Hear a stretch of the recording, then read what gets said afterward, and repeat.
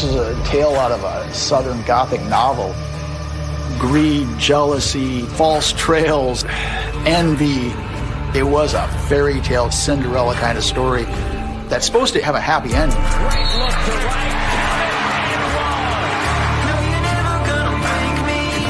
Lorenzen was an absolute force on the court. He was an instant millionaire. Just as fast as he was making money, money was being spent. And he loved the ladies. The ladies loved him too. It was almost like he was just blind with love. She put moves on him like karate chop that they don't do in Mississippi. She saw a future with a millionaire. And then, out of the blue, Lorenzen Wright went missing. If he's missing, he doesn't want us to know where he is. Developing tonight, a former player disappeared and... We got to investigate. What was your interaction like with the police? I was on them. Check this person out and this person out. I am the mother of Lorenzen Wright. I mean, that's a mother's love for their child. Oh my God, when I heard that story, I didn't know what was going on. I felt like I was in the Twilight Zone. Is it impossible that his friends, people who knew him and loved him, might not have known about this other side?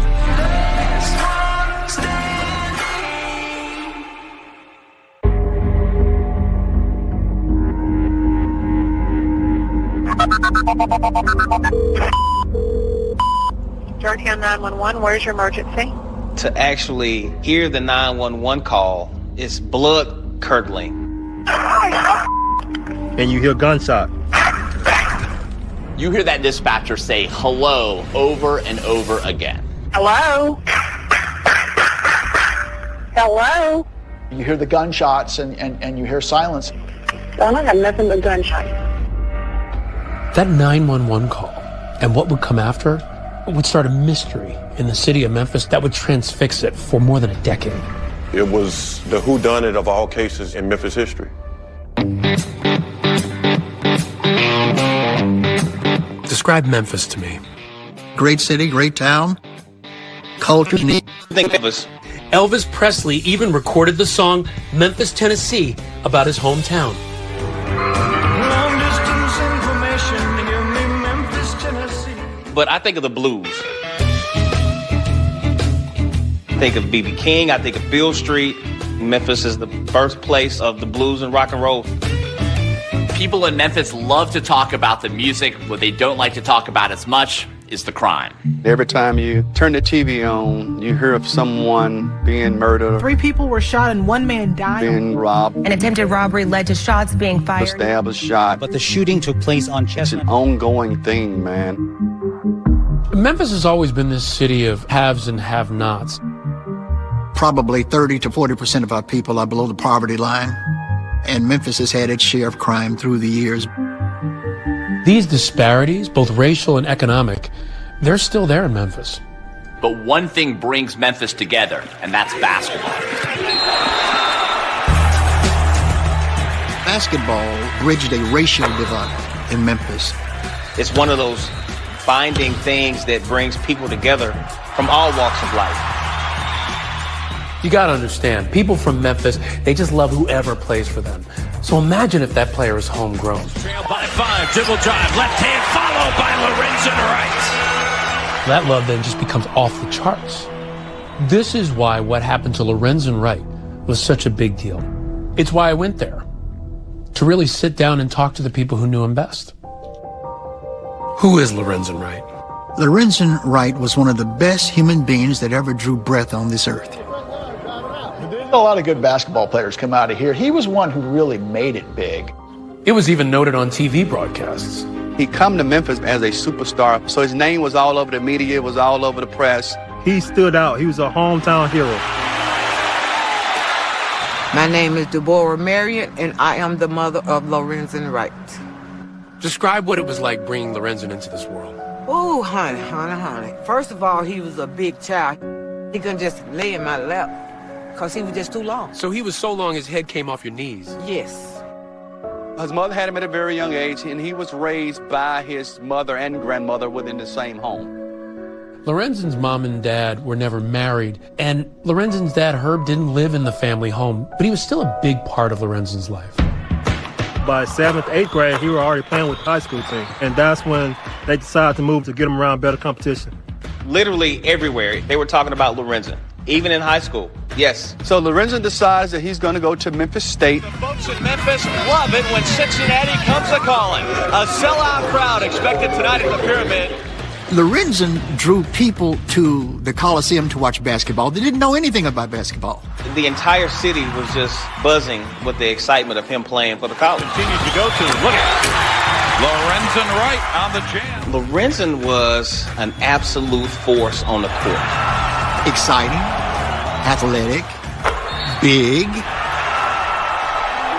He loved people. He loved children. He was just a big baby. He was a yes sir, yes ma'am person. He was raised right. That was Lorenzen. He always had that big smile with him. That smile would just light you away. It would always get anybody. He was only in Memphis a couple of years before he went to the NBA. Now is the time for me to accept the challenge of playing with the best basketball players in the nation. That NBA draft was on TV. The Los Angeles Clippers select Lorenzen Wright from the University of Memphis. Memphis just exploded. We were so happy, so joyous. It felt like we all got drafted. We just went crazy. He was an instant millionaire, and the Clippers would make the playoffs in Lorenzen's rookie season. It was definitely life-changing for him. People started calling him the Howl, because after he would score or dunk, he would let off this huge howl, like he was a wolf howling at the moon. The transition out to California was a very, very big move. Money was no object. It was a culture shock. Memphis is a big city, but it's a big southern city, and it's not like Los Angeles. A few years later, that didn't matter. Lorenzen Wright was going back home. Join me in welcoming Lorenzen Wright. To be able to play high school ball, to play college ball, and then to play in the NBA in front of your hometown, I don't know if it gets any better than that. The whole town is excited to have Lorenzen back, and he shows his gratitude by spreading his wealth around. He is that proverbial guy that would take the shirt off his own back and give it away. He took care of his childhood friends a lot, right? What would he do for them? Cars for him and everything. Let him stay with him. His house was the spot to hang out in. It was like Disneyland at his house. He had a gigantic pool in the back. The number of bedrooms he had, the entertainment, it was really, really nice. And he purchased his mother a home literally 3 minutes away. At one point, he buys you a house. What did that feel like for you? Oh, my, look at my baby. Look at my baby.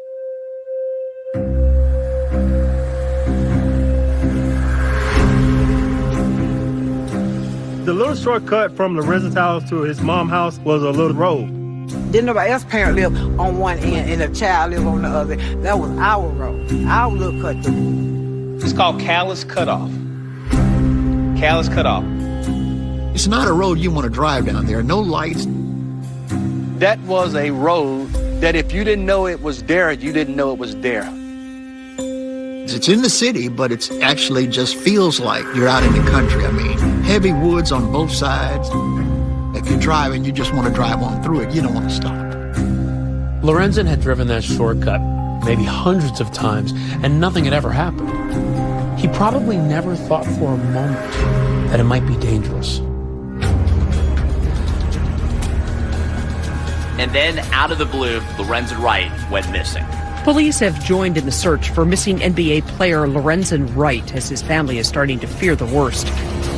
This is a millionaire. He's a basketball player. If he's missing, he doesn't want us to know where he is. It was a fairy tale Cinderella kind of story that's supposed to have a happy ending. That was the biggest mistake he ever made in his life.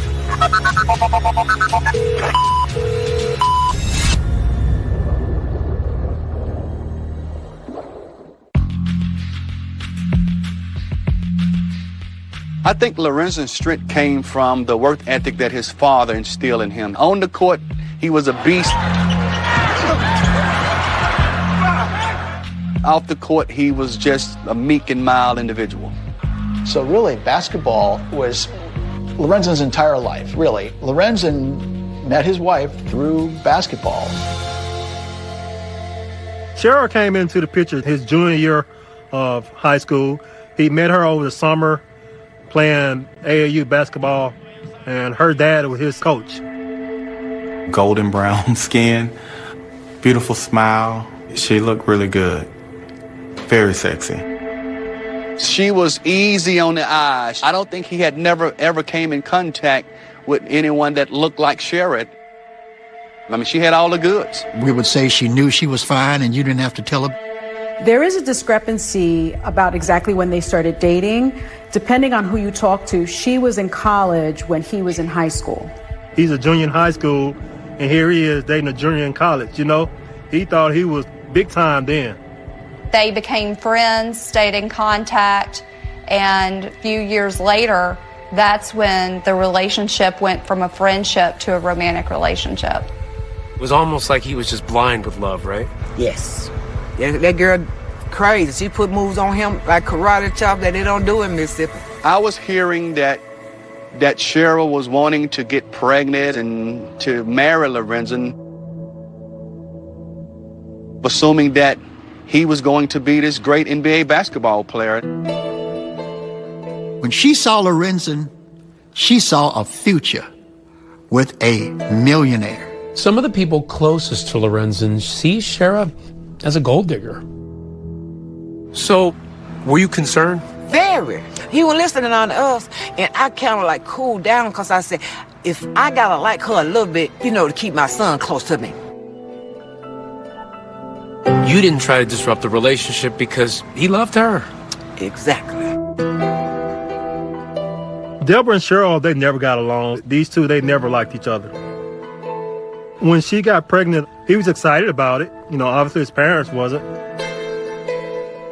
I don't think this was a situation where she was chasing Lorenzen and eventually wore him down to be with her. I think, if anything, it was the other way around.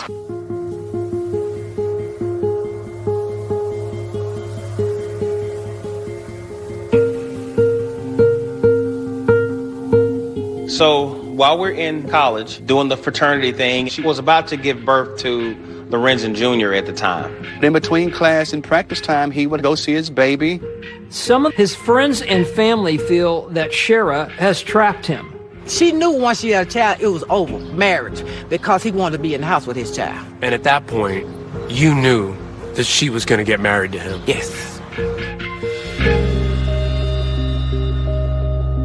It was a couple years later after they got married. Of course, he had always told us that he wanted a big family. As Lorenzen's NBA career blossoms, so does his family. He has a son, Lorenzen Jr., a daughter, Lauren, twins, Lamar and Shamar, Sophia, Lawson, and a daughter, Sierra, who died tragically of SIDS. That could take a toll on any marriage, even a good one. Family was everything to him. For Lorenzen, his kids was everything to him. He spent his whole life, and everything he valued was based on his kids and love for his kids. What were those early days in the NBA? What was the marriage like between Shara and Lorenzen? It was good. The two of them were living well together. They were getting along. Yes. For an NBA player in a marriage, there's good news and bad news. The good news, you're making millions of dollars to support your wife and your family. They had money. They had money, and they could go and buy things. And he loved cars, and she loved jewelry. And, they spent a lot of money. Just as fast as he was making money, money was being spent. The bad news, you're on the road a lot, and that comes with temptations. He's a ladies' man. He loved the ladies. The ladies loved him, too. And he would tell me every time the plane touched down, they'd be already there waiting. They were always trying to connect, trying to find out where the hookup places would be after the game. Now, do I know that he cheated? Yes, hell, I know. I was with him half of the time. When did they start struggling and why? When he caught her with that guy. He caught her being unfaithful. Yes. And that's when things started breaking down. Yes. The infidelity happened, to be fair, on both sides. So the marriage was complicated. I think what happened to the marriage was that, they grew apart. Maybe there was some greed issues there. He would say things like, man, it's just always about money with her. Did they have a lot of fights? I've seen the evidence of some pretty bad brawls.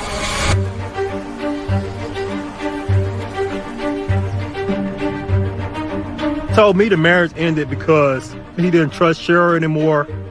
She felt the same about him, but they were still going to try to find a way to raise these kids. At that point, how was his relationship with his kids? Fine. He said this. Cheryl is the one who filed for the divorce, not Lorenzen. But he was not going to fight for it because he wanted it over with as well. The post-divorce life between Cher and Lorenzen Wright appeared to be routine until that one July day when he went missing. At that point, we said bye. They get out of the car, I drive away, and that's the last time I see my friend. Georgetown 911, where's your emergency? And when police would begin to pull back the curtain on Lorenzen's private life, the city of Memphis would learn some troubling new stories about its hometown hero. There's another side to Lorenzen that you all don't know about.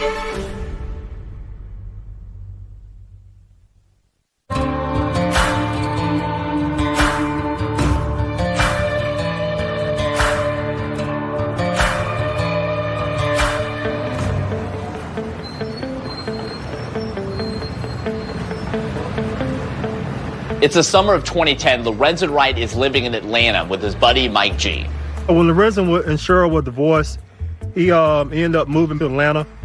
So I went and moved in on him, and, we just had a good time. By this time, his NBA playing days are over. But what's not over, apparently, is his relationship with his ex. Even though Shara and Lorenzen were divorced, they had certainly a physical relationship.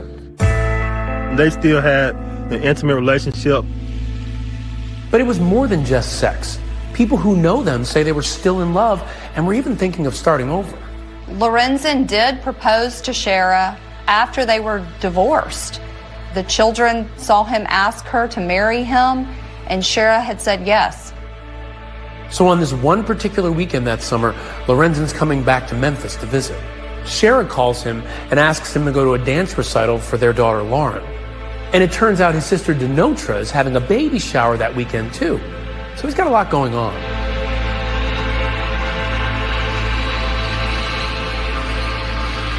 I drove Lorenzen to the airport and fly out to Memphis. As I look back and now, I think that something was going on because Lorenzen was always on edge that whole week, which I thought was unusual. Whenever Lorenzen came to Memphis, Phil would be the first person that he would call. Completely unexpected, out of the blue. He calls me and says, "Hey, bud, I'm in town. Let's hang out." Just bought a new vehicle, and I wanted him to ride in it, and we rode all around the city. He took a picture on my phone of himself that evening.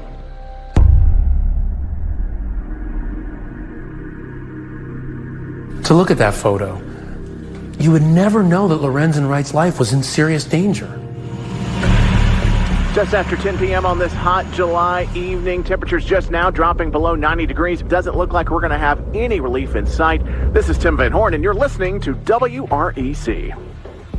Just a few hours later, a 911 call comes into the nearby town of Germantown, Tennessee. Germantown is just east of Memphis. It's one of the smaller municipalities right outside of Memphis.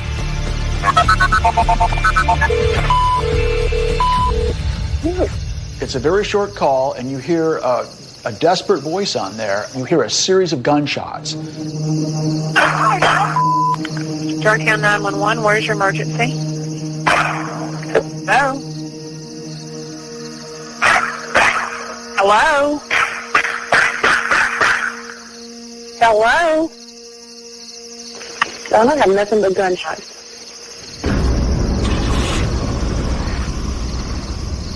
There's no caller ID, so the dispatcher doesn't know where the call is coming from specifically. They thought this call was a hang-up. There was no follow-up. Operator picks up the phone. Georgetown 911, where's your emergency? And you hear gunshot. Hello? To me, that calls for immediate response. Like, you leave it alone. You leave it alone? For our report, 2020 reached out to the Germantown Police Department to ask why they didn't immediately follow up on that 911 call. They declined to speak with us. But at the time, a department review concluded that dispatchers properly followed procedures. It was an opportunity lost.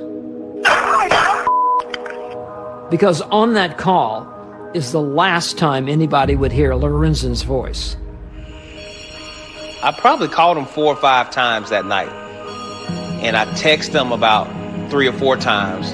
And I just really figured that, maybe he had fallen asleep.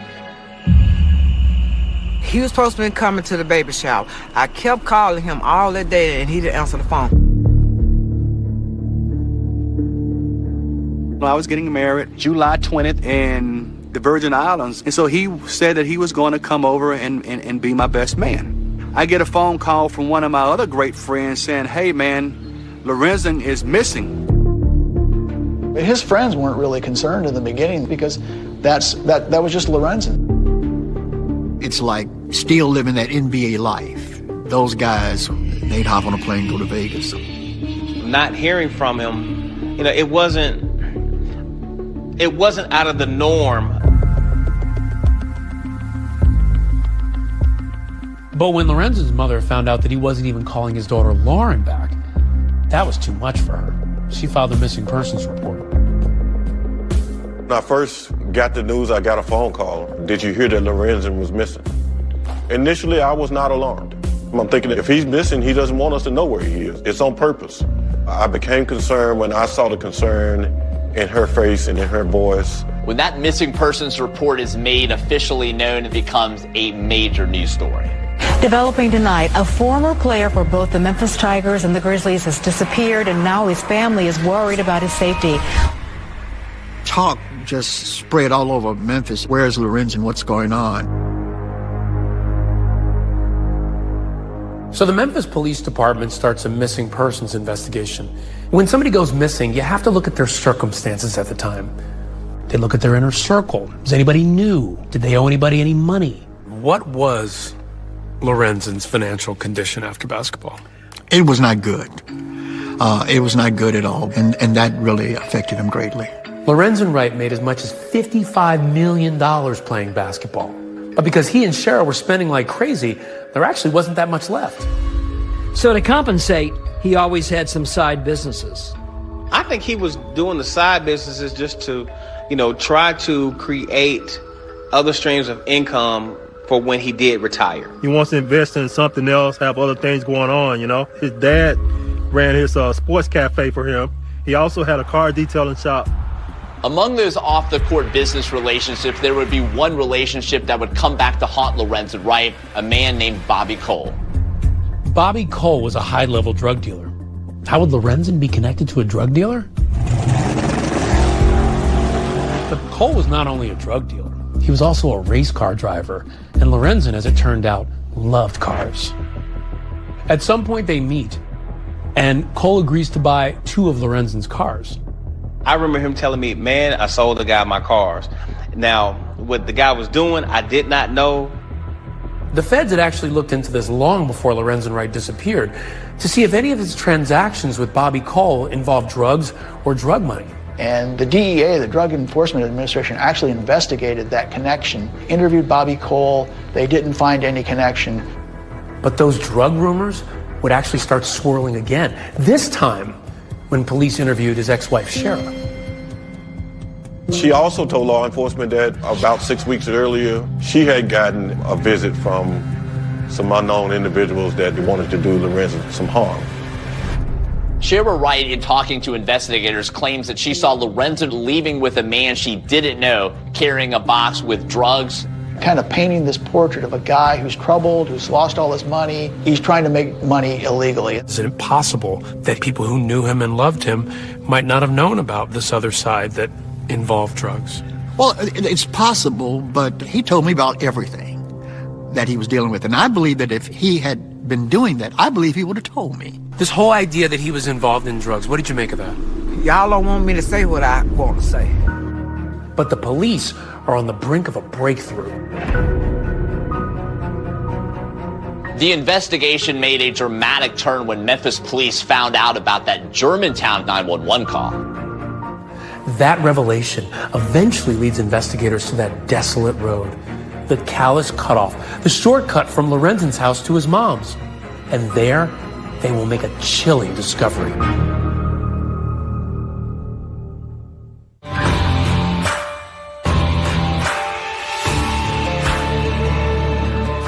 Since I've been growing, I've been strong and tall. I ain't ever met nobody that could keep me on a bar. Lorenzen Wright's disappearance was all over Memphis TV. Lorenzen Wright has not been seen since Sunday. One local news crew even got his ex-wife Shara to come to the door. He was fine. And he's fine now, and I'm not going to believe anything other than that. He's fine now. In those days after Lorenzen went missing, his friends are all trying to come up with plausible explanations as to where Lorenzen might be, that maybe he is fine. But there's one thing that keeps coming up, one thing that sticks out when they think back about the night he disappeared. In the hours after Lorenzen took that selfie in his friend's car, they remember that Lorenzen and Shara had a fight. That evening, Phil and Lorenzen had been planning a father-son night with their boys. But suddenly, Lorenzen gets a call from Shara, and it was unpleasant. I could hear Shara say, no, you bring him home now. He was like, okay, all right, fine. I don't want to argue with you. And so we drove on to the house. Yeah, he was dropped off at Shara's house. He was just going to go see Shara. And when we pull up at the house, he said, I'm going to go in here and I'm going to calm her down. And I'll call you later, and then we can go out. So Phil drives away, having no clue that this is the last time he'll see his friend. Because a few hours later... Georgetown 911, where's your emergency? That 911 call, which might not have been investigated then. Well, I have nothing but gunshots. But it is now. 9 days after Lorenzen went missing, police are all over it. The call was revealed because they went back and checked their records, and they found that they had this desperate call from a man, 9 days earlier. Once the 911 supervisors realized that there was a call made on that night, they did a triangulation and found the area that the call was made from. It's a rural area, a wooded area, not a lot of traffic. And when police visit that wooded area, their worst fears are realized. They find the body. Police in Memphis, Tennessee have found the body of former NBA player Lorenzen Wright. Of course, it was a huge story on the local news. They found him almost instantly. His body was found. There wasn't much left of it because it had been out there 9 days. Even if you knew Lorenzen well, there was no way in the world that you could have identified his remains as him. The condition of his body was shocking, that he had literally melted in the hot summer sun. The 6'11", 255-pound NBA center was just 57 pounds when his body was found. Badly decomposed, investigators say he was shot at least 5 times. When did you find out that he was dead? When they found his body. When I got that phone call, I just threw down the phone and just broke down, It was really, really... It was really painful. Me and my girlfriend jumped in her car and flew over there so quick. I was trying to get down there where he was because I wanted to walk his last step. Because me and him was like this. So you went to the crime scene. It was as if you wanted to find a clue. Right. By literally walking in his footsteps. Yes. You could see a mother's anguish in real time as news cameras capture her desperation to see her son. Lorenzen Wright's mother was ushered behind the crime tape by MPD investigators. She was visibly upset but did not speak to the media before leaving the scene. They had her on the news. Where's my baby? Screaming out, where's my baby? Did the police let you get into the crime scene? They let for a little bit, but they wouldn't let me get all where he was. They let me get under the tape. I went under the tape anyway. Of course, they tried to stop me. Did you see your son? Nope. They wouldn't let me get that far. This area is woodsy. It's quiet. It's really remote. That area was also not very far from that shortcut where Lorenzen Wright once lived near his mother, the Calais Cutoff. The Calais Cutoff? That was a shortcut Lorenzen had taken hundreds of times. It's a strange place for his body to show up. Was it a clue? No one was concentrating on it in that moment. No one was talking about the fact that, that he lived nearby. The body turning up there, does it narrow the scope of people who were involved in it, or does it widen it? It's still very hard to tell. Publicly, yeah, there was a lot of talk about other people being involved. You talked to people and asked, did you know anybody, any reason why anybody would want to hurt Lorenzen? Was he involved in illegal activity? They also found shell casings and actual bullets. Turns out police found shells from 2 different caliber weapons. This is a critical piece of evidence. It means that more than one gun was used in the shooting. Lorenzen was shot 5 times, but he was shot with 2 different guns. So we got another shooter. But then it got really real to us. And he's gone. Somebody has killed Lorenzen. I'm thinking to myself, oh my God, who could have killed my friend? Why would somebody want him to die? The answers wouldn't come quickly. In fact, it would take a book written 5 years later to shed new light on the case. A book written by none other than Shara herself. And then this book comes out, which almost appears to give clues.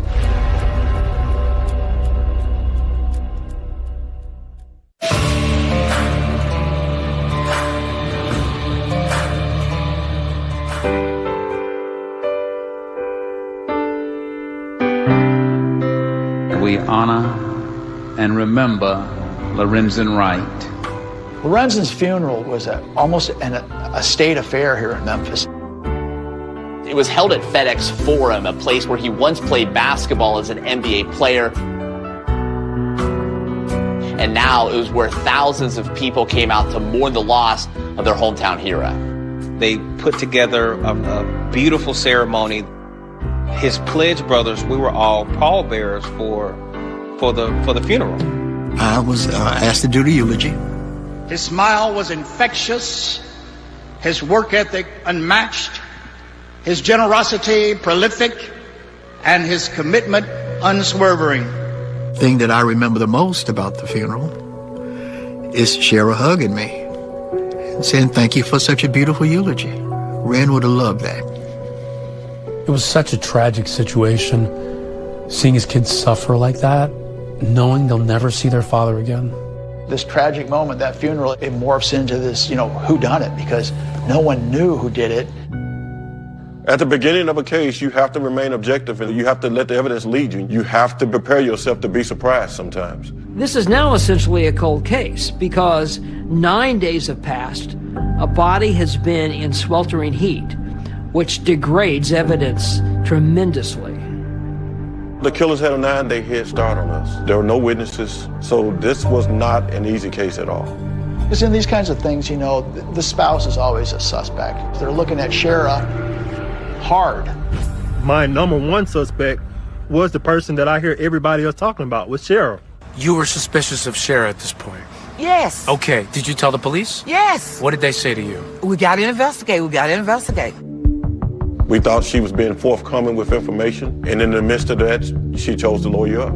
Lawyering up may not look good, but it doesn't mean she had anything to do with the man's murder. You need evidence if you're going to arrest someone. And so far, there is no evidence that points to Shara. And she denies involvement on a local interview. If I knew who did this to Lorenzen, you would know who did this to Lorenzen. When Shara was not arrested, it's like, well, maybe she didn't do it. Then started thinking about, well, okay, what about the drug thing? Maybe that went wrong some kind of way. They were absolutely looking for guys who had come into Memphis, hitmen, to kill Lorenzen, and that just didn't make any sense at all. If a guy owes you a lot of money, what point is it killing him? You'll never get your money back by killing him. We did look into it. I mean, if the ex-wife is telling us this, we have to investigate it. What was your interaction like with the police? I was on them. How often did you go down there? Every day. Every day? Saying, I want you guys to get on this and find his killer. And this person did this, and check this person out, and this person out. We would say mama bears take care of their cubs. She was relentless in her pursuit of justice for him. Not to let her son's life and legacy just go down the drain. I mean, that's a mother's love for their child. Deborah Marion says she'll keep fighting until her son's killers are held accountable. I'm never, ever, ever, ever gonna give up. Every anniversary of his murder, she did a candlelight vigil. Deborah Marion says the vigil is for family, friends, and the public to come together and remember Lorenzen. Every birthday, she would release balloons at his gravesite. My son ain't did nothing to nobody to be murdered. But all of Deborah's efforts aren't making any difference. For years, the police don't arrest anyone, and Shara seems to have moved on with her life. After his death, she became more involved in the church that she had already been a part of and did actually become a pastor in that church. To me, of course, my own prejudice admitted she was no preacher. Her lifestyle had not changed, and she was just always after the money. The people who want to accuse Shara of being involved in Lorenzen's murder point to the fact that she did receive $1 million payout from his life insurance policy. Shara ended up in a long, protracted legal battle with Lorenzen's father, Herb, and he claimed that she was spending money on extravagant items and not on the children. I didn't work from the time we separated. She was buying fancy cars, and it got pretty dirty. You know, it was all of them in court, you know, fighting over the money. That's common for family members to fight over proceeds and to end up in court. So that didn't have any significant impact on the case. But an investigator never knows when something odd will come up. And in this case, something odd and unexpected does come up. Shara writes a book. Cheap dime store novel type of book that is very curious, has a lot of clues about, you know, what happened. The book is called Mr. Tell Me Anything. It's the story of a woman who has a tumultuous marriage with an NBA player. It's supposed to be fictitious, but it doesn't seem that way. It's almost like a confession that falls short of fully confessing, and she wants publicity. So I interviewed her in July of 2015 for about an hour and a half. Shara, I'm going to need you to speak up because I'm worried about the background noise. Commercial appeal reporter Mark Paraschia conducts an extensive interview with Shara at a restaurant called J. Alexander's. It's a busy, trendy restaurant chain in Memphis. Let me ask you this, Shara. The book, why did you write it? What are you hoping to accomplish? In marriage, I mean, you go through your ups and downs. I just believe that when the downs become more overwhelming and there's more downs than ups, then that's the time to kind of go back and see which one outweighs the other. In the interview, Shara explains that the NBA player depicted in the book is abusive, not just verbally, but physically. And she claims the character is based on Lorenzen. Lorenzen had a problem with keeping his hands to himself. Or Mr. Tell Me Anything, this character did. And I grew him from Lorenzen. Like, I produced him from experiences with Lorenzen. And so, yeah, he had a problem with that. You're planning a sequel too, right? If I read that right.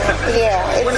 When is that coming out? It's 90% done. It's going to take you all the way up to Mr. Tell Me Anything's death and just a little bit past it. Is Mr. I mean, I don't want to give away your book, but is Mr. Tell Me Anything murdered? Oh, yes, he is. That was a kind of chilling moment in the recording. But see, it gives Paraschia an invitation to ask about the real-life circumstances surrounding Lorenzen's death. Any idea who did this? Or I don't know. She missed her husband. She wanted them to find the killers, and that there's no reason for anybody to suspect her. Did you have anything to do with his murder or his disappearance? I'm a mother. I'm a wife. I'm an author. And the police should find his killer. For my name to be even in the same sentence or something like that, I'm a minister of the Lord. And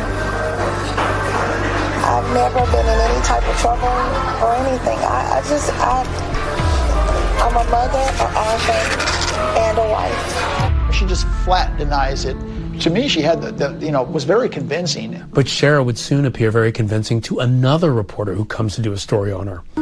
His name is Kelvin Cowens, and he's about to commit a cardinal sin for a professional journalist. And I was like, she's tall, she's beautiful, I'm in trouble. We started dating immediately.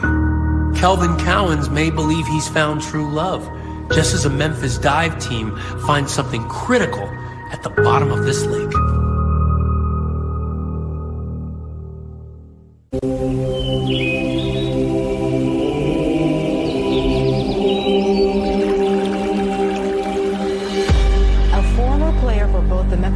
And the Grizzlies has disappeared, and now his family is worried about his safety. Jordan 911, where's your emergency? Hello? This is almost like a tale out of a Southern Gothic novel. Greed, jealousy, false trails, envy, cold-blooded murder. It's compelling on so many levels. It's a soap opera gone awry. Wright was found in a wooded area just outside Memphis.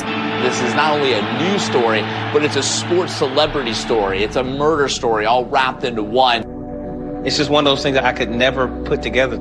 How does such an amazing guy end up dead and in a field? It was a case that until we solved it, it was going to hunt us. It was literally going to hunt us. But his mother, God bless her heart, she continued to keep it in the forefront, to keep it going. I'm never, ever, ever, ever gonna give up. But Deborah wouldn't give up on it. She is absolutely the heroine. She is the hero of the story.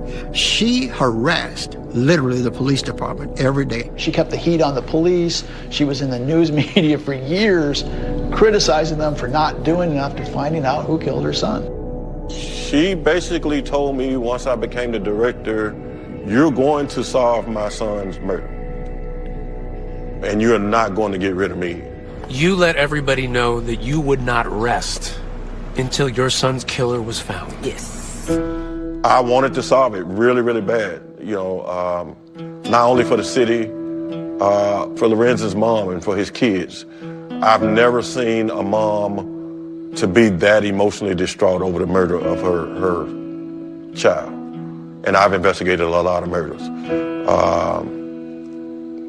She was heartbroken. She was heartbroken, and it was very difficult for me to watch. So while the case has gone cold, Lorenzen's ex-wife, Shara, has not withdrawn from the public, and many people are suspicious of that. The book she's written, supposedly fictitious, called Mr. Tell Me Anything, it's making headlines and raising eyebrows. And it seemed to garner the attention of one man in particular, Kelvin Cowens. Cowens was a journalist who interviewed Shara about her book. He was one of the people I really wanted to talk to when I visited Memphis because of how close he said he got to her. What is Mr. Tell Me Anything? For me, it was the inside look at an NBA wife. What does the man do to the woman in this book? Oh, man. He breaks her. He breaks her mind, he breaks her will. According to the book, affairs, there is some domestic violence in there. I believe that the stories that were described in that book are based on what really happened, yes. It does make Lorenzen look like a really bad guy. In this book, there are specific descriptions of violence. And what do you make of that? I just don't believe it. I think that is purely fiction.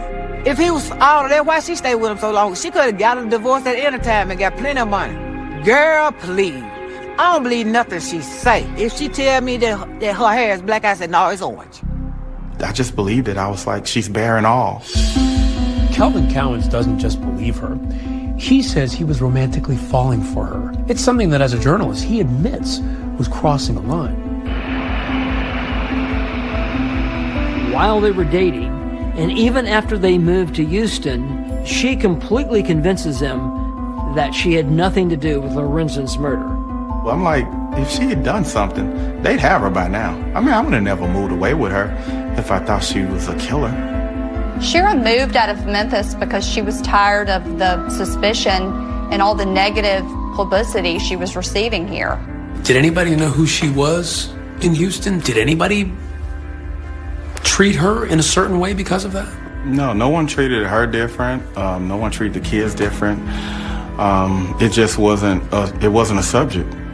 We were embraced in Houston. She moves to Houston, appears to live a quiet life, but one problem. Kelvin said he never could quite get used to Shara's love for money. That was like, oh my God, not about money again. Cowan says they started arguing because he says long after the fight over the insurance money, Shara still wanted more from the estate, and he claims it blew apart their relationship. Why was it the last straw? Greed.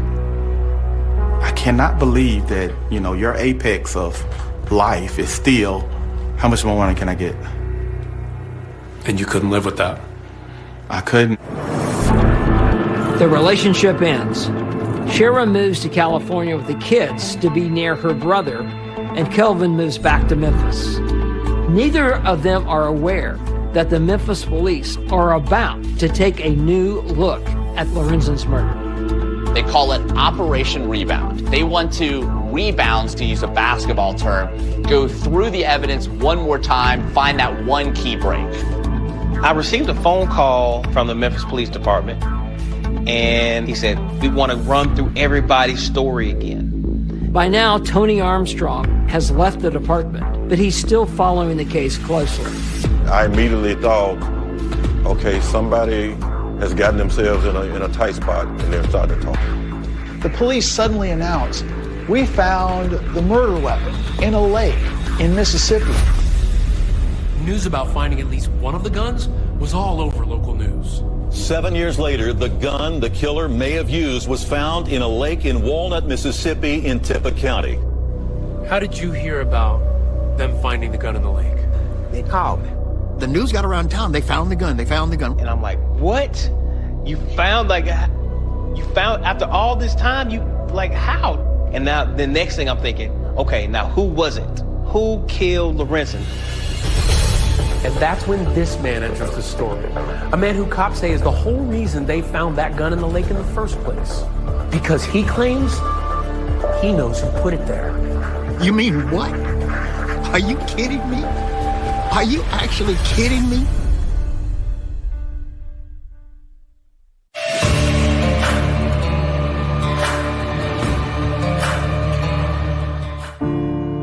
There is a Bible verse that says you can be sure that your sin will find you out.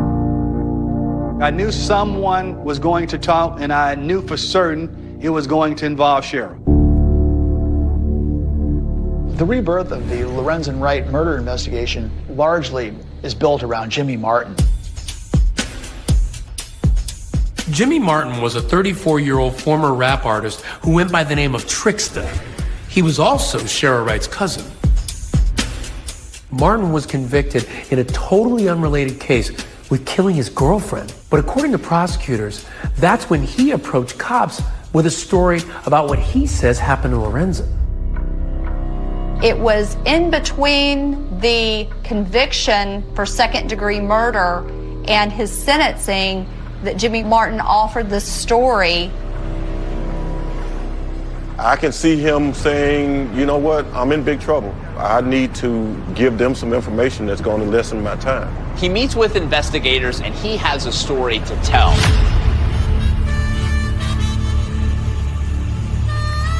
So what you are about to hear is what prosecutors said in court is Jimmy Martin's story about what he says happened to Lorenzen. Jimmy tells investigators that Shara Wright is involved in Lorenzen's murder with one other person, a man named Billy Ray Turner. Billy was the guy that cut the grass. Billy Ray Turner was a landscaper, a yard man, who happened to be a deacon in a small country church that Shara attended. Here's what Jimmy Martin supposedly told prosecutors about that landscaper, Billy Ray Turner. Jimmy Martin says that he had once gone to Atlanta with Billy Ray Turner to try to kill Lorenzen.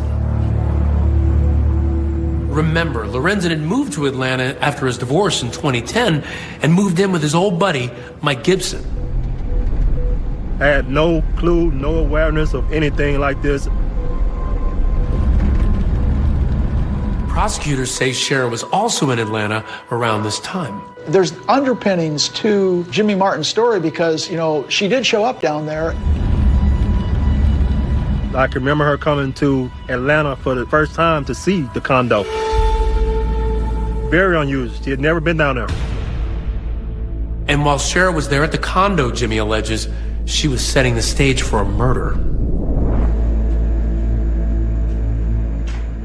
Jimmy Martin says Shara Wright left the window open so he and Billy Ray Turner could go inside to kill Lorenzen Wright. In court, prosecutors detail step by step what Jimmy Martin says happened next. Billy Ray and Jimmy Martin go through a window and they're looking for Lorenzen, but they can't find him. Turns out that Lorenzen wasn't even home at that moment. I was there laying on the couch. Had I had woke up, or had Lorenzen been there, we'd both be dead. The story Jimmy Martin tells investigators is that there's another man asleep on the couch, so they don't go through with the plan. With that attempt foiled, prosecutors allege a new plot to kill Lorenzen was hatched. This time, they say, unfortunately, it worked.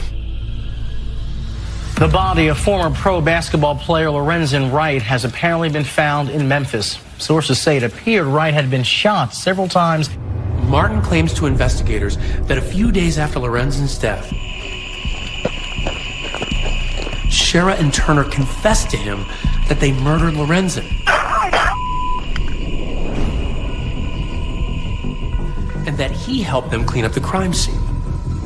Prosecutors said in court that Martin told cops that a metal detector was used to try to find a gun that was dropped during the murder there.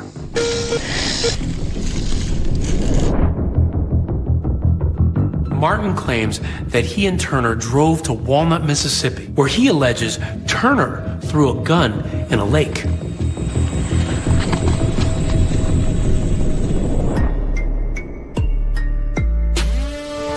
That lake is about 45 miles from Memphis, and in 2017, that's where the FBI conducted that search and found a gun at the bottom. They were able to do forensics on this pistol that was recovered and determined that those shell casings came from that gun.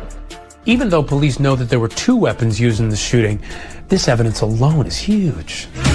Developing right now, new information in the unsolved murder of Lorenzen Wright. Authorities now say a gun found over the summer may be the one used in the crime. They're announcing, we found this gun. Why are they doing that? The reason they were doing that is they were telegraphing to the suspects to put them in a panic mode. So law enforcement starts monitoring Shara and Billy Ray's cell phones and allege they learn incriminating information. Law enforcement is able to record those calls. Next thing you know, boom, there's this guy on TV. They're handcuffing.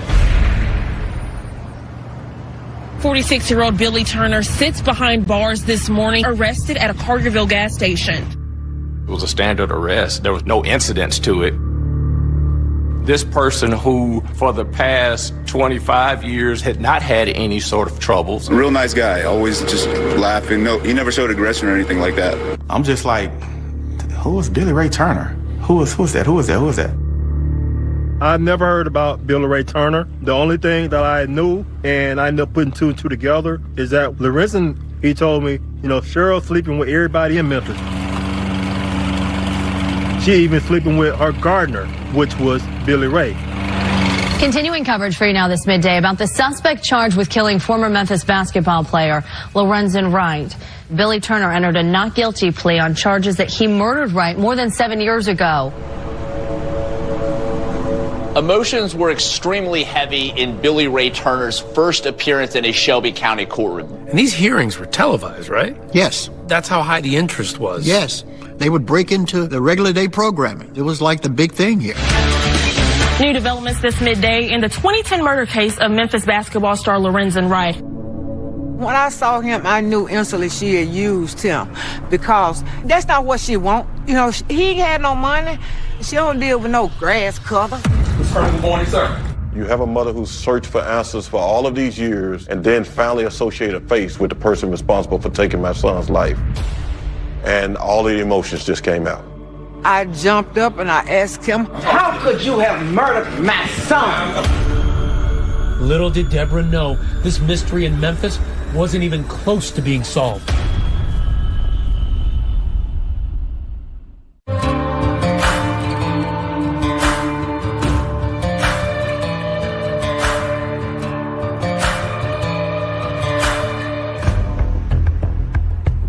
It's Billy Ray Turner's arraignment, the first time anyone has ever gone before a judge in connection with Lorenzen Wright's murder.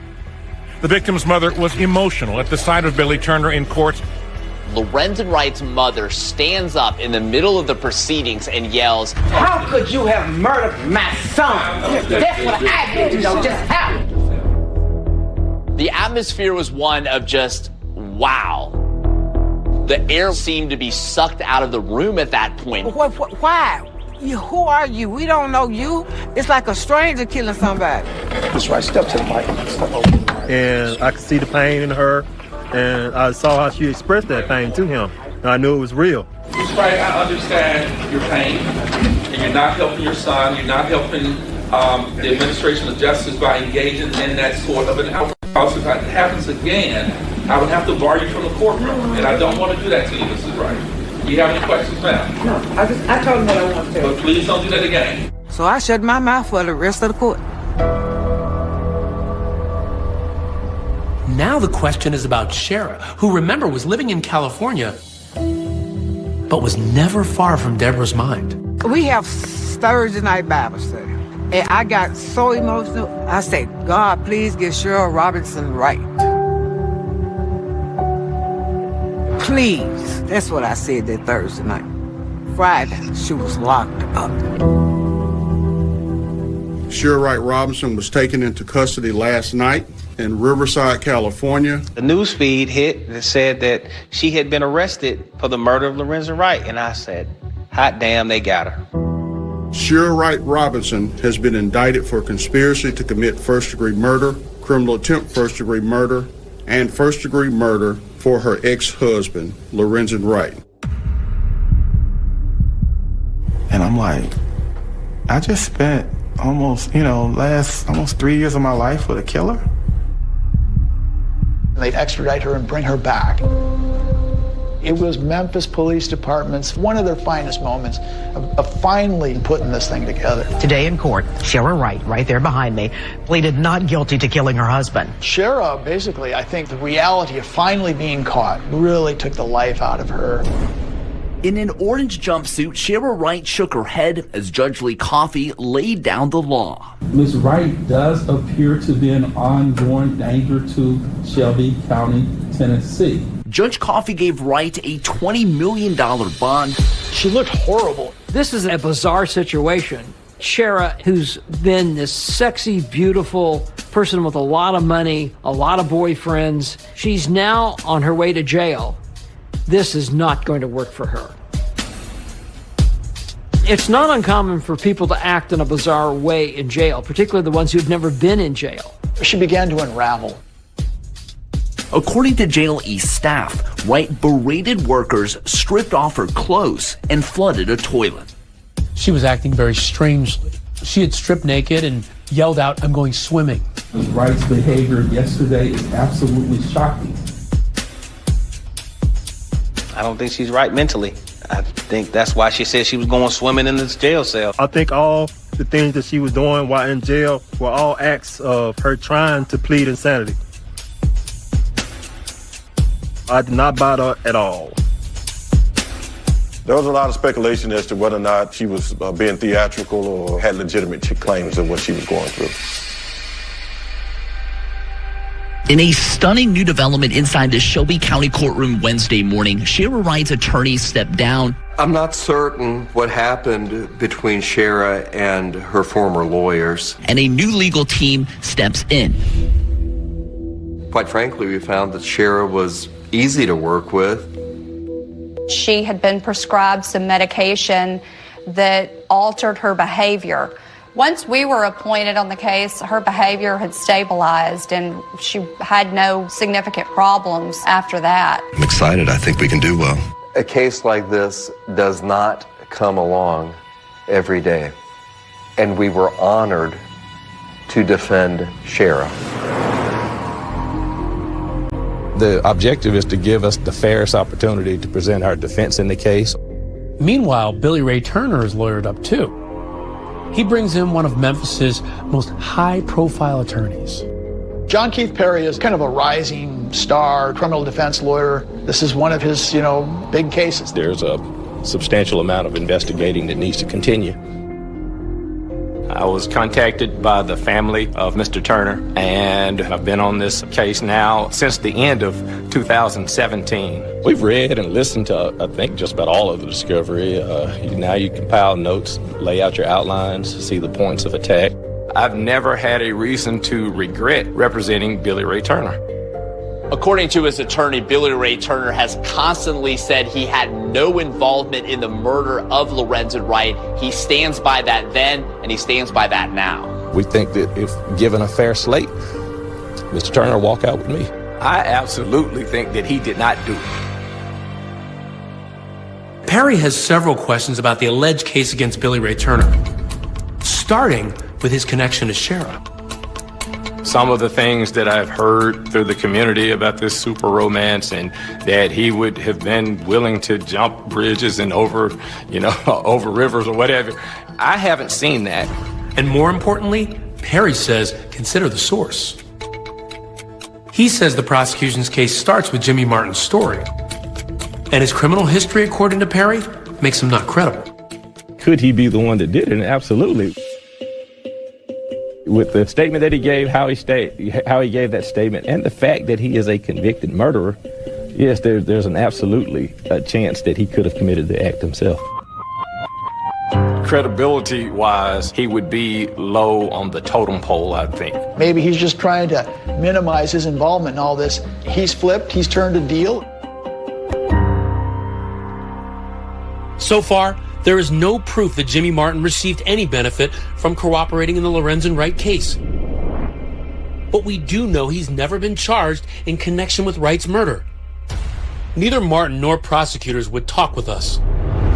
But now the stage was set for a climactic trial in the Lorenzen Wright murder. Did you expect these cases to lead to conviction? And did you expect that to happen fairly quickly? Once the gun was found, I did. No case is a slam dunk. No murder case is a slam dunk. However, no one was prepared for what would actually happen next. I walk to the assignment desk, and she hangs up the phone and frantically says, I just got a tip. Go down to the courthouse.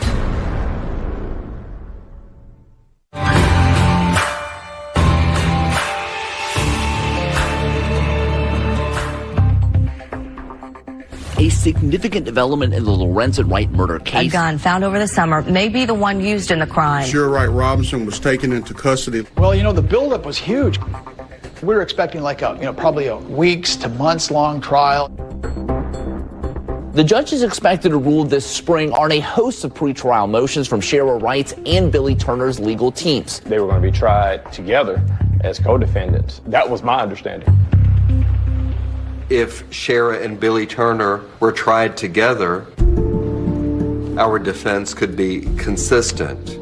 I think that the evidence in the case that the state has, we're anxious to get before 12 jurors and see what they think. Anytime you have multiple suspects, people are going to start throwing each other under the bus. And inevitably, it basically boils down to who can cut the deal first. In the several months that Billy Ray Turner and Shara Wright appeared together as defendants, there was always a lingering question. Which of them could potentially plead first? I thought Billy was going to use his head. I thought he was going to take the plea first. It became evident to Junie and me that the state wanted to work out a deal with Billy Turner. A surprise twist tonight in the Lorenzen Wright murder case. Shara's lawyers say they realized that troubling sign in June of 2019 when Billy Ray was in court for another matter. He's never said that he had a firearm related to killing anyone at all. Billy Ray's between a rock and a hard place. He's got a gun charge unrelated to the Wright murder and faces up to 20 years behind bars if he's found guilty. He decides he's got only one choice: plead guilty to the gun charge. Now, is that what you want to do, sir? Yes. Has anyone threatened you, promised you anything, put any force any pressure on you in order to get you to give up these rights to plead guilty, sir? Billy's convicted felon in possession of a handgun trial was scheduled in June of 2019, but on trial date, he pled open to the court. Upon your plea of guilty to indictment 1801702, a Class B felon of being a convicted felon in possession of a firearm, it is the judgment of this court, Mr. Turner, that you are guilty. He pled open to the court. He doesn't know definitively what sentence he's going to get. Shara's lawyers are seeing this play out, and they're really worried about it. Here's why. It's possible the judge could take pity on Billy Ray and reduce his sentence if he cooperates with authorities and testifies against Shara Wright. His potential time was completely left up to the judge. Thank you, sir. Step down from the witness stand, Mr. Turner. That was highly unusual and to us indicated that he would be cooperating. Shara's lawyers are not taking any chances. Her lawyers go to visit her in jail, and what they tell her would shock everyone.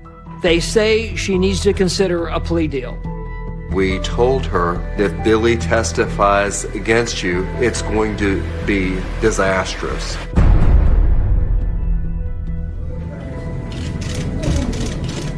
Is Shara Wright to the courtroom, please? One morning, out of the blue, we get a frantic phone call into our newsroom, a tip from the courthouse. Shara Wright plans to plead guilty. In a stunning twist and unscheduled appearance this morning, Shara Wright agreed to a plea deal in the murder case of her ex-husband, Memphis basketball star Lorenzen Wright. She realized that I'm not willing to roll the dice. I'm not willing to take a gamble on this, and she cut the deal. No one had any foresight or knowledge that they were going to do that. You raise your right hand, please, ma'am. Do you solemnly swear or affirm? Everybody was sitting on the edge of their chairs. The whole truth and nothing but the truth, so help you God. Yes. They wanted to see what was Shara's role in this. We know Shara Wright is there to plead guilty, but we don't know entirely what she's pleading guilty to. Ms. Wright, the agreement that you have to say is that you would plead guilty to the included charge and count 1 to facilitation of first-degree murder. In the deal, the 48-year-old pleaded guilty to 2 counts, facilitation of first-degree murder and facilitation of attempted first-degree murder. Facilitating. Yes, sir. Facilitating the murder. I've never heard of that charge. In the plea deal, Shara Wright pleads guilty to the lesser crimes of plotting the murder, but not the actual first-degree murder charge. You are asking this court to find you guilty without a trial and set this punishment which has been recommended on your case. Now, is that what you want to do, Ms. Wright? That is correct. She admitted that she had facilitated Lorenzen's murder. But she doesn't name Turner or any accomplices in pleading guilty. When you heard that Shara was entering a plea, what did you think? She's trying to outsmart him.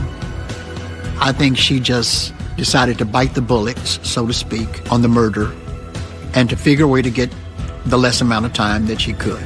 Prosecutors would not comment to 2020 about the case. She knows she was finna go down, down, down, way down.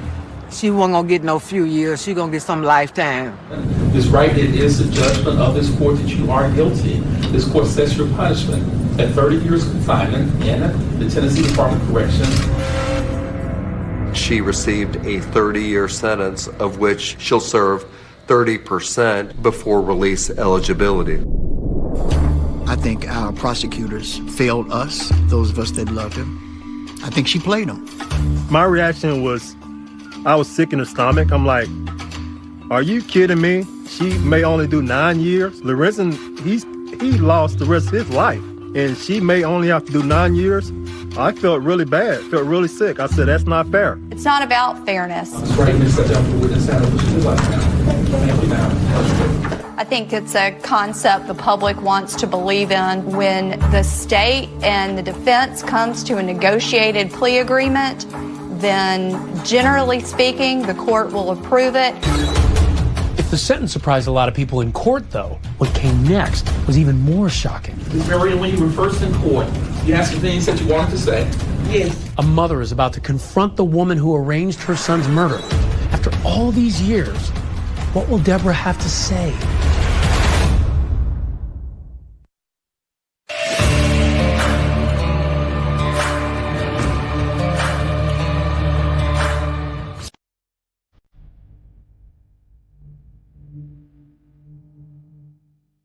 Shira Wright walked into the Shelby County courtroom this morning. She agreed to a plea deal in the murder case of her ex-husband, Memphis basketball star Lorenzen Wright. Even after Shira pleads guilty to facilitating their father's murder, her children are said to be standing behind her. I know the kids were at some time maybe still are in denial of Mama's involvement, and you can understand that. The children support Shira because they love her. The children were very aware of the complicated dynamic between Shira and Lorenzen. And so they came into this situation with all the history of what they experienced. So they had unique perspectives on what had occurred between them. What do you think about the fact that they're standing with and supporting their mother? Well, that's their mom. It's probably hard to see her as she truly is. I haven't seen them. I'm just going to love them from afar. You can imagine a mother not just losing her son, but in the manner that it happened in all these years, suspecting it was Shira, and it turns out, yeah. After she agreed to the deal, Lorenzen Wright's mother, Deborah Marion, spoke directly to her former daughter-in-law. Marion, when you were first in court, you had some things that you wanted to say. Yes. Judge Coffey gave Deborah the opportunity to address Shira. I will allow you to vocalize or verbalize anything that you want right now, Ms. Marion, because you have that right under our Constitution now. I couldn't wait to hear what she was going to say. The room was quiet, it was tense, and it was locked in as Lorenzen Wright's mother looked directly in the eye of Shira Wright. I was thinking about it the whole while as it was going on, what I was going to say. But once I got up to that mic, my train of thought just changed. I focused on my grandkids. But Sharon, I want to thank you for giving me my grandchildren. That's what I want to thank you for. Instead of anger and outrage, she looks at Shira Wright and gives more of a sense of compassion and family and love. But I want you to unlock them so I can visit them, so they can see their grandma. Because Sophia keep calling, she wants to come make chicken and dumplings. She wants to come. And I didn't expect her to bring up the kids, but I was so glad that she did. But I want you to call them. No, it's okay to talk to your grandma. Grandma still loves you. That's all I want, my grandkids. I just hate what happened to my child. But he left some nice looking kids here for his grandma. But they want to see me like I want to see them. I'm ready for them to come back to home with their family.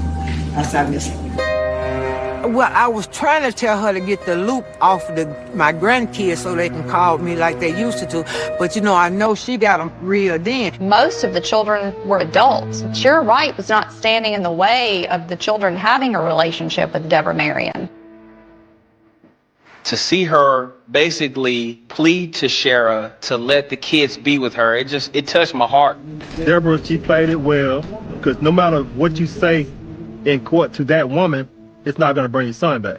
Am I able to respond to her? What a moment that is. It appears that Shira is about to say something to Deborah, and everybody is on the edge of their seat. Ms. Gayle, you want your client to say anything at this point, sir? Shira did want to respond. I advised her not to, because at that point, what difference does it make? No, Miss Wright has nothing to say at this time. She had nothing to say to me. She didn't even say I'm sorry. You could see it on her face. She wasn't sorry. I know what has happened to you and your family, your son, can never be undone by anything that these courts do. But I hope it brings you some closure. I hope it allows your family to continue to heal. Again, thank you for your patience, and we'll deal with Mr. Turner's case in September now. Thank you all for being in court today. With no trial for Shira, the city of Memphis still has a lot of unanswered questions. Next up is Billy Ray Turner's trial. This is the last chance to get some answers.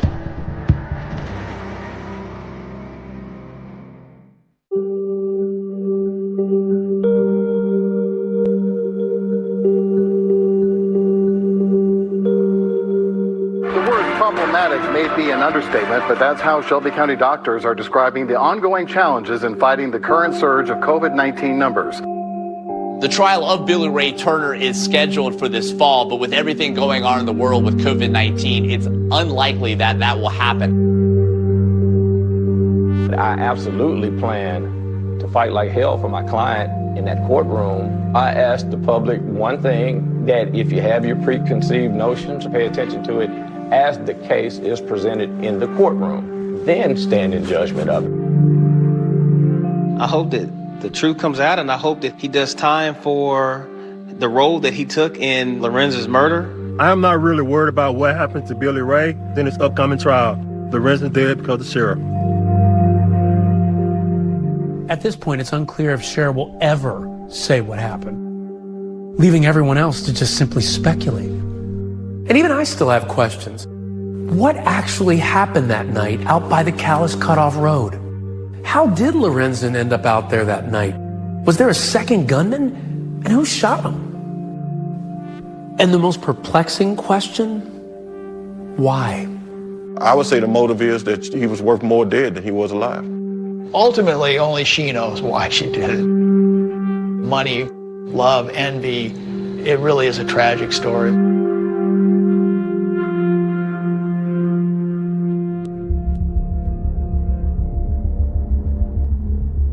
Meanwhile, the people involved in the story are finding out that even 10 years later, there's no shortage of public interest in Lorenzen Wright's murder. I got a documentary coming out. It's called A Million Reasons. You get to hear her talk for herself. You get to see a real inside look on our life. Well, you get to see what did she spend all that money on, in detail. I don't have a monster to sell you. I'll tell you about Shara Wright, and you make your own decision. You'll be able to see it for yourself.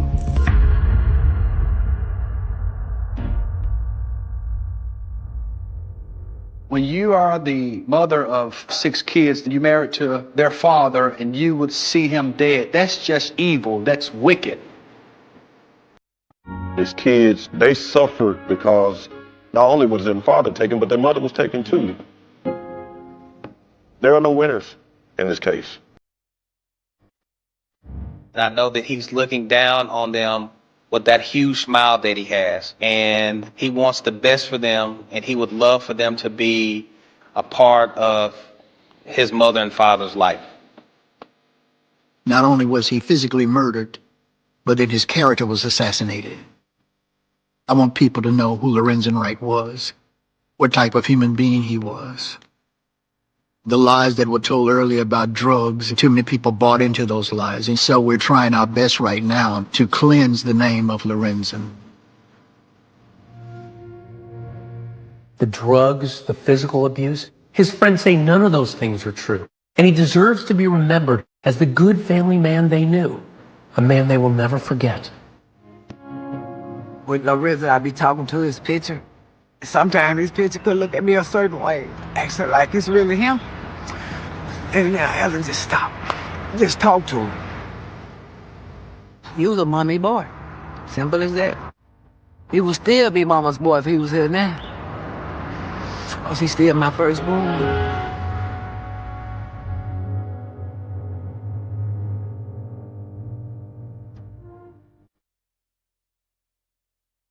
You're as cold as ice. The last thing they would expect is to find a suitcase with a human body in it. There was no doubt of what it was. It's a set of human legs. Oh my gracious. The big question is, how the hell did he get there? They were crazy in love at first, but it quickly became tumultuous. There were infidelities, they'd fight. I think they liked the drama. You're as cold as ice. The person who did that would look like a monster, but sometimes killers look just like Melanie McGuire. Do you still insist that you're innocent? Absolutely. Now, the all-new Jailhouse interview. Who do you think killed your husband? New details, stunning audio recordings. Is there anything else you're not telling me? Like what? Like I killed my husband. Did you? No. The next risk? The secret in the suitcase. It turns out it isn't the end of this story. The new 2020 True Crime Event Special. Next Friday at 9/8 Central on ABC. Do you think you know me? What you want? Baby, I got it. I've been down this road before. I want respect.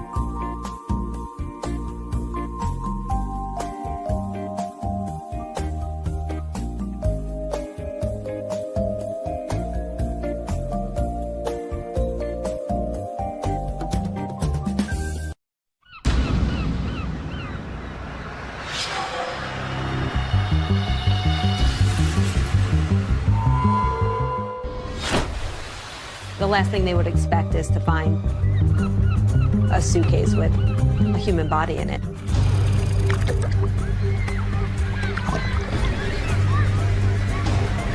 The big question is, how the hell did he get there? They were crazy in love at first, but it quickly became tumultuous. There were infidelities. They'd go back and forth. They'd fight. I think they liked the drama of it. And the next thing coming out of his mouth is, when I get home, I'm going to kill you. I'm going to smash your face in. He said he was leaving and he wasn't coming back. Were you ever angry enough to want to see him dead? There were times I wanted him gone, but gone doesn't mean dead. And Mel just said, well, I'm a single mom now, and now I've just got to get on with my life. I said, well, no, the next thing is we've got to figure out who did this to him. And after I got off the phone, I said, she did it. They couldn't find any forensic evidence whatsoever to establish that this was a crime scene. Do you still insist that you're innocent? Absolutely. I still feel like, how could somebody think that I did that? I think she did not actually commit the crime. It turns out it isn't the end of this story.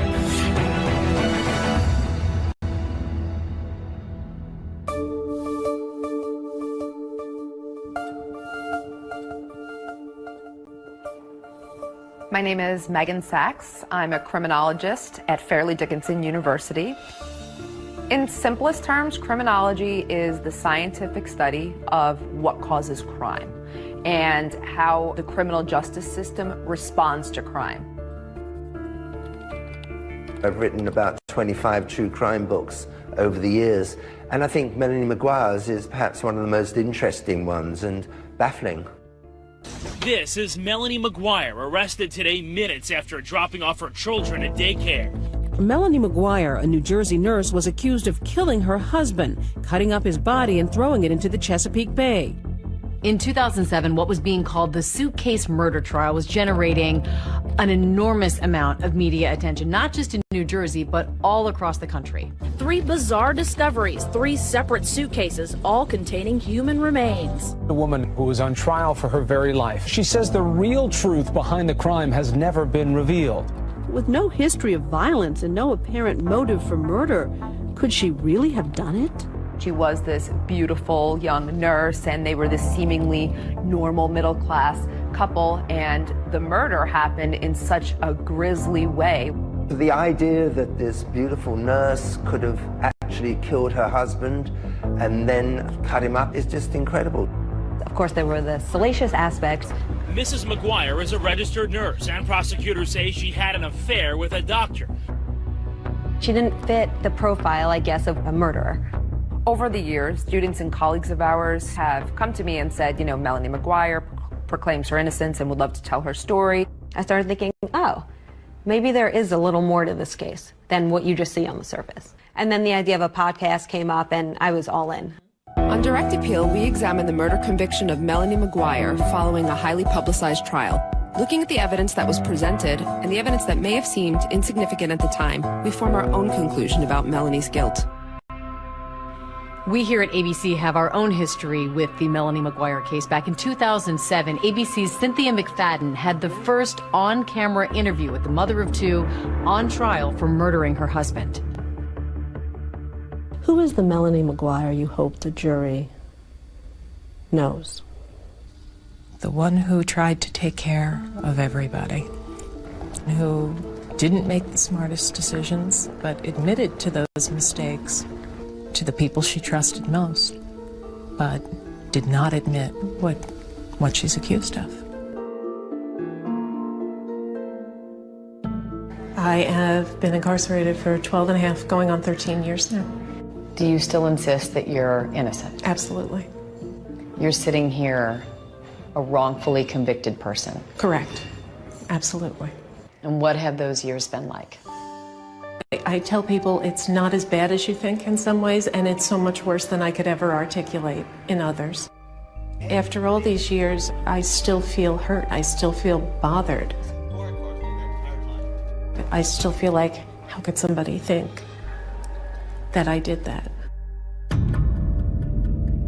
This whole saga begins on May 5th, 2004, with an odd discovery in Virginia Beach.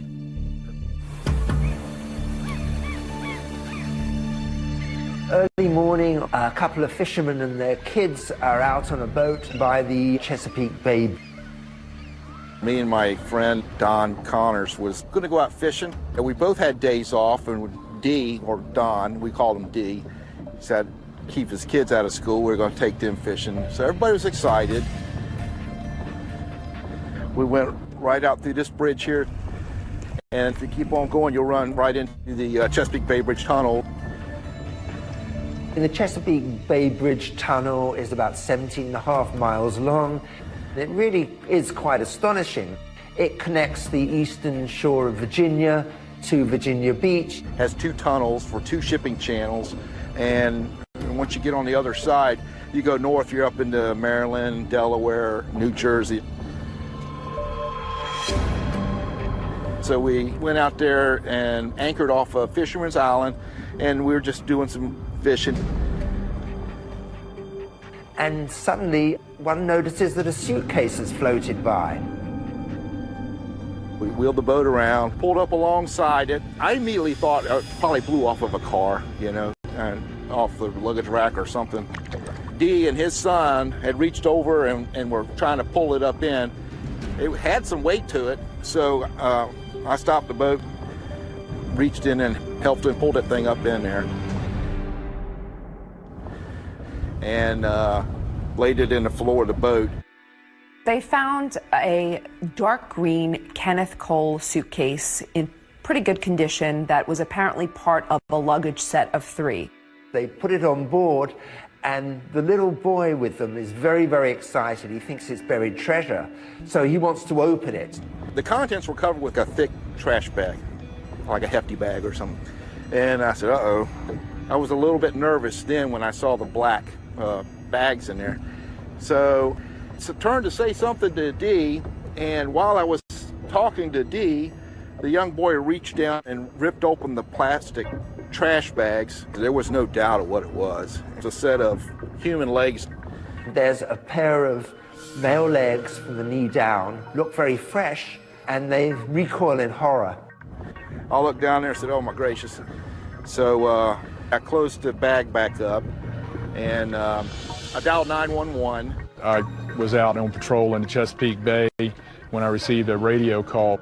I made arrangements with him to meet me, and he transferred a suitcase over to my boat. I handed him the luggage, and he seemed surprised. He goes, what do you want me to do with that? And I said, open it up. I was pretty shocked. I'd never seen a suitcase with body parts in it before. There really wasn't any smell. They actually looked kind of fresh. The first suitcase being found was big news. It's not, a common find by any means, especially in this area. This is an alarming story. Everybody wanted to know who the man in the suitcase was. We kind of figured there had to be other suitcases with other parts in it. After the initial shock of them finding the suitcase, everyone was just waiting for what was going to wash up next.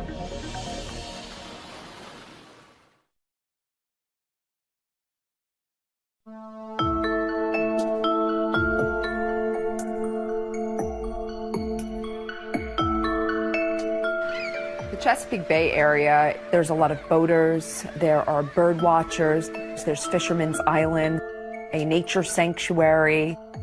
This is really kind of a tourist, a fun area. People are going there to relax, they're going with their families. The last thing they would expect is to find a suitcase with a human body in it. It was the start of the summer tourist season, which is huge for Virginia Beach, and getting that kind of negative publicity of bodies washing up in suitcases was something they did not need. 6 days later, the student was on Fisherman's Island in the middle of the Chesapeake Bay, which is a nature preserve. And she saw a dark green Kenneth Cole suitcase. She was curious what could be contained inside, and she actually pulled a little bit of the black trash bag out of the suitcase. There was such a strong odor of decomposition that she immediately stopped and notified the refuge workers. The police, they'd been expecting this because after the first Kenneth Cole bag with the legs, they suspected there was going to be more. It was transported to the medical examiner's office in Norfolk, and that's where we actually viewed what the contents inside. Inside this suitcase would be the torso and the head of a male. The torso is still attached with the arms and the head. The head was wrapped in what looked like a medical blanket. The face was somewhat identifiable, but it had been submerged for a while, so extremely bloated. The medical examiner is able to determine that the victim's been shot multiple times. There are a couple of gunshot wounds in the torso area and one through the head. There were 2 bullets that were recovered from the body, wad cutter bullets. And wad cutter bullets are not typically used by the average person, but they are used for target practice. And it became a very big local story. A student discovered a suitcase near Fisherman Island. Inside, a human head. It's getting a lot of coverage. It's the second suitcase in a week found near the Chesapeake Bay Bridge Tunnel, and the second one containing body parts. And everybody was waiting for the rest of the body to turn up. Well, the third suitcase was found on May 16, 2004 in the water by a fisherman. He saw the suitcase floating in the water. This third suitcase that had been in the water the longest did have some growth on it from floating in the water for so long. This suitcase contained the pelvis, so from the waist down to above the knees. Authorities realize they have to figure out who it is. Anytime you find a known body, the first thing you're going to do is look into missing person cases to see if the profile matches anyone who's currently missing. Because of the naval bases in the area, they're checking military records. They're checking everything they can possibly think of to figure out who this person is. One of the policemen working on it came up with the idea of getting a sketch artist in. I immediately took photographs to our sketch artist, and she was able to do a sketch for us, and we eventually released it to the media. We're hoping maybe this will give us an edge and maybe identify him sooner. Right now, he's just John Doe.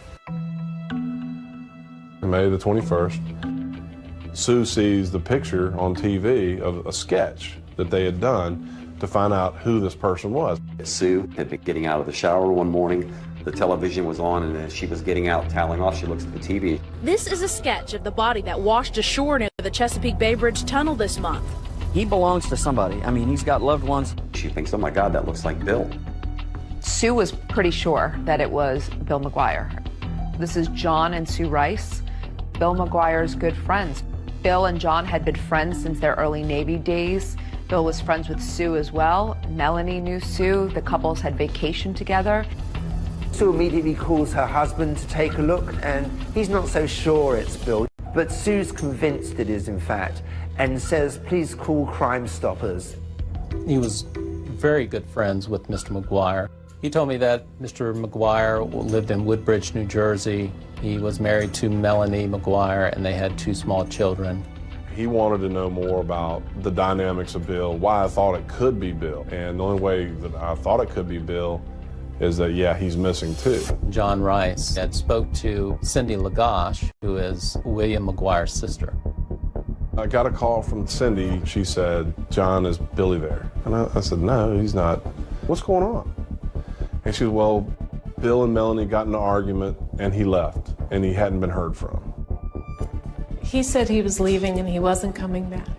My husband was full of bluster when it came to stuff like that. He would say things like that all the time. I didn't actually believe it was the last time I was ever going to see my husband. William McGuire had, in fact, vanished. Mr. Rice and his wife, Mrs. Rice, eventually agreed to come down to the police department in Virginia Beach and view some photos.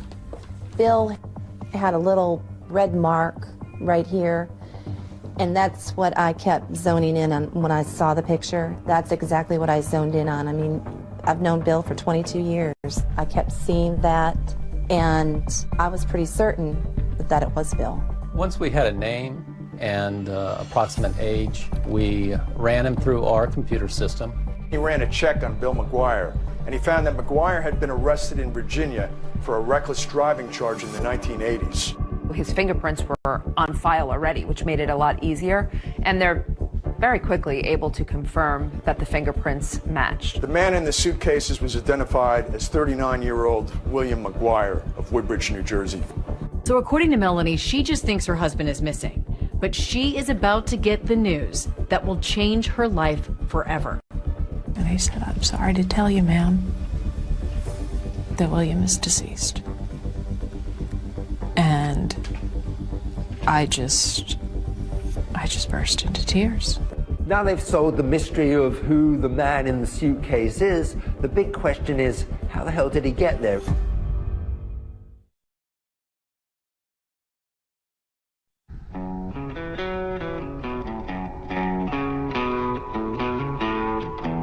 The Melanie McGuire story is centered around New Jersey.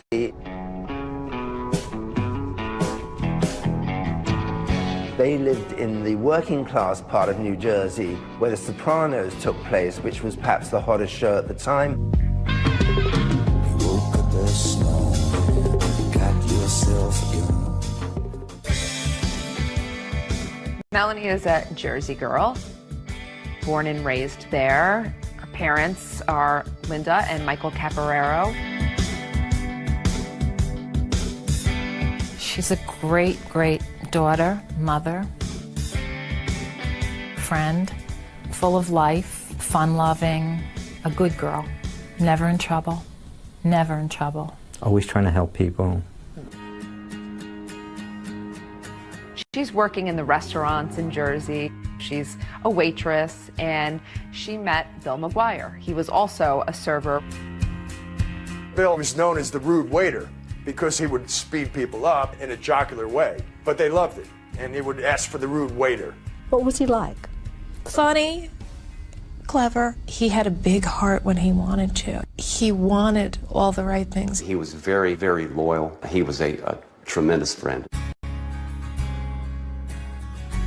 When I first met Bill, I didn't know what to make of him because he was really a practical joker and whatnot, and I thought, well, this guy could probably get on somebody's nerves with all this.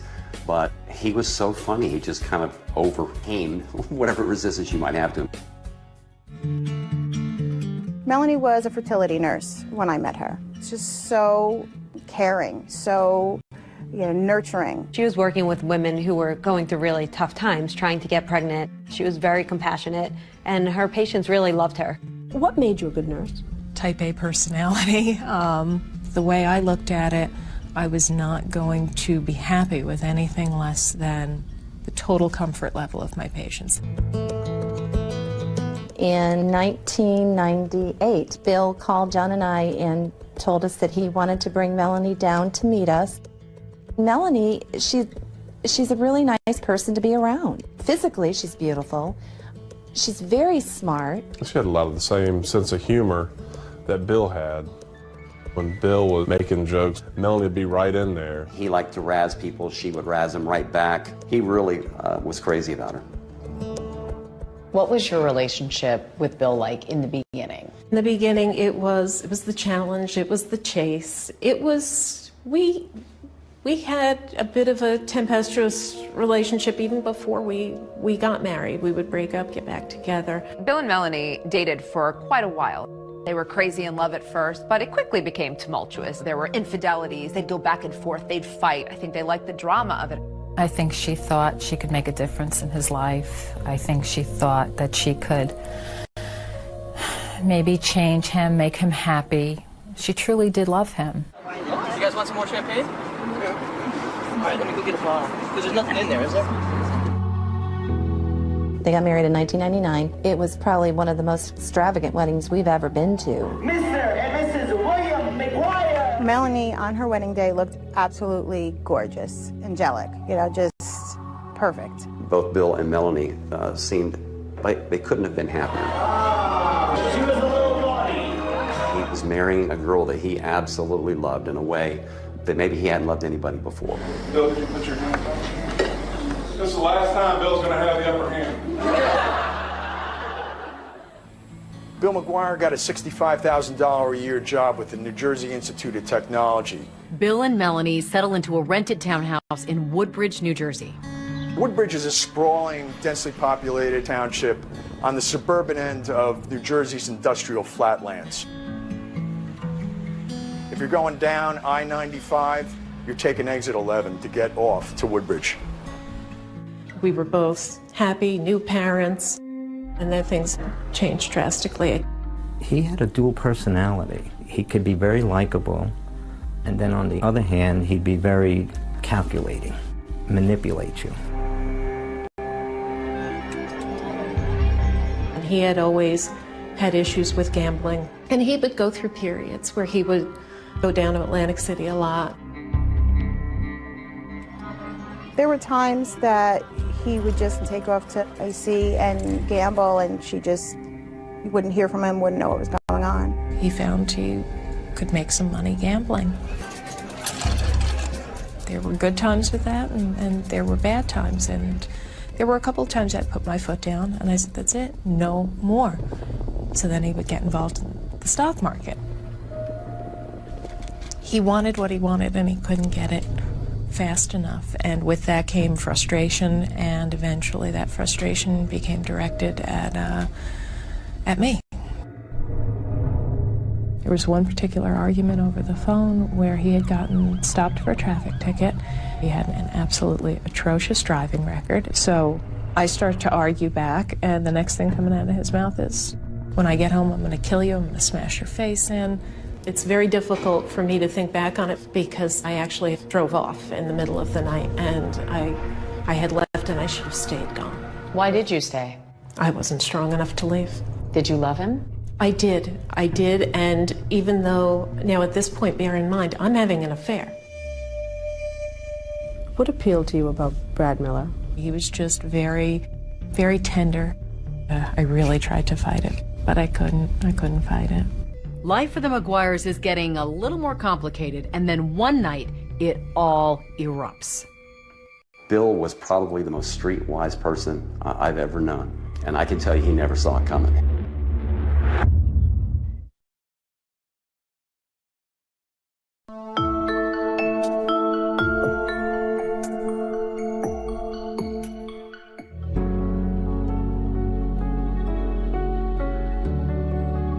Melanie is loving, caring, funny, considerate. We just clicked right away, to the point that I asked her to be in my wedding when I got married. Love is always patient and kind. It is never jealous. Love is never boastful or conceited, and is not resentful. Love takes no pleasure in other people's sins, but delights in the truth. In June 2001, the McGuires were already married for a few years. And even though there was some friction in the marriage, Melanie McGuire decided to have another child. Little does her husband know just how ill-timed this pregnancy is. Not only is Melanie about to have their second child, she's also having an affair. Dr. Bradley Miller was a partner in RMA Associates, and Melanie was working as one of his nurses. He was so kind. I'd come back to my desk after a long meeting with a patient, and there'd be lunch sitting on my desk waiting for me. You know, there was always a little bit of flirtation, banter back and forth. Melanie was about 38 weeks pregnant, and things changed between her and Dr. Miller. I was about to go out on maternity leave, and I was sitting actually in his office at his desk. I just mentioned I have a pinched nerve in my neck, and he put his hands on my shoulders and started to rub my back. I really tried to fight it because this was not going to be good. This was not going to be good for anybody, but I couldn't fight it. After Melanie came back from maternity leave, she and Dr. Miller started a full-blown affair. And it seemed like they were falling in love with each other, although they were both married with young children. Shortly after my second son was born, that's when things began the final descent downhill, if you will.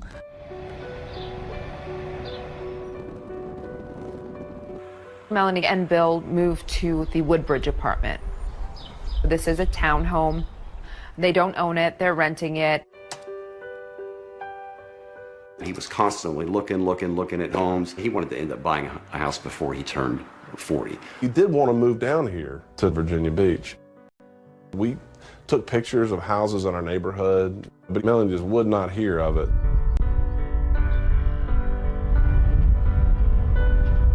They ended up putting a really sizable deposit down on a very nice home in New Jersey. It was a very nice house. It had quite a bit of land. It was a $500,000 home. It was very contradictory. She's becoming closer to Dr. Miller, but she's going along with Bill's idea of buying a house. The marriage wasn't going well at all. So why were you buying this $500,000 house together then? The idea for me was we had a chunk of money, cash, that we were putting down on this house. In the past, we'd come to points where we had been in similar situations, and ultimately something would happen and he would go and gamble the money away. I figured this at least was an investment. On April 28th, they're due to close on the house at 2 o'clock in the afternoon, and she's in constant touch with Dr. Miller, who's pleading with her not to buy the house. He wants to be with Melanie, and he sees a future life with her. And Melanie told him that, not to worry about it, it's going to be okay, I'll take care of it. After they close on the house, they go back to their rented townhouse. Bill is so excited. He calls John Rice. John said that Bill had never been happier. The last person Melanie speaks to that night is Dr. Miller. She tells him, look, we've closed on the house. Bill's had some red wine. He's asleep on the couch, but when he wakes up, we're going to sort this out, and I'm going to tell him I want a divorce. Melanie described the events that would happen later on as a big fight. You and Bill had a horrible fight, yes? Correct. We fell asleep on the couch, woke up early morning hours, and it was never a bad time for an argument. I'm talking probably 3, 4 o'clock in the morning. And it starts on the house. I settled for that house. The hell are you talking about? You settled for that house. It's a $500,000 house. That's not what I wanted. Melanie says that Bill turned around and said, what I really wanted was a house in Virginia for cheaper, but you refused to let us do that, and so I have to settle. And she says this turns into a very heated argument.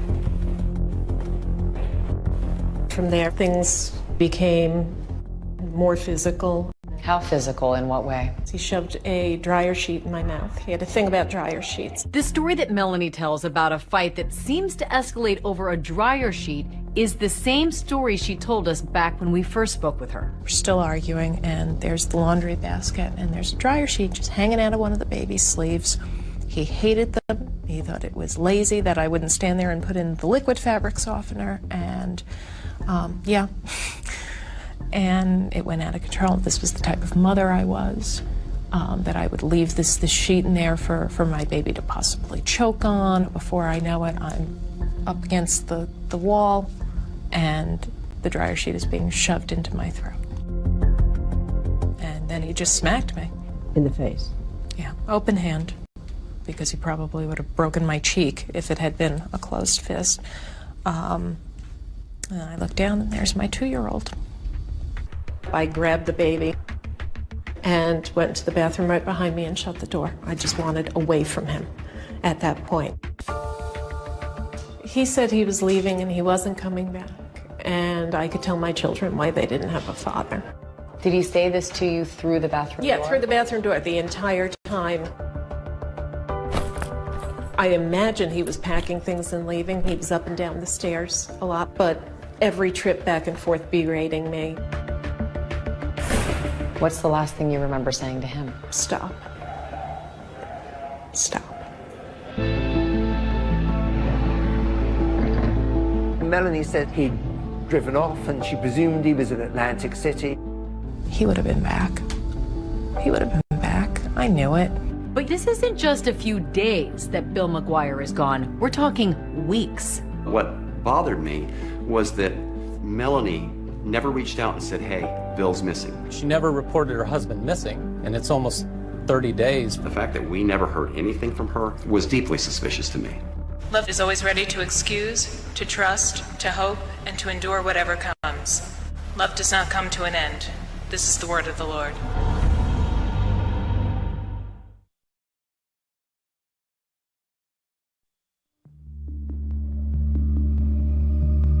In the early morning hours of April 29th, 2004, Melanie McGuire said that she and her husband Bill had a violent fight, and that he left and she never saw him again.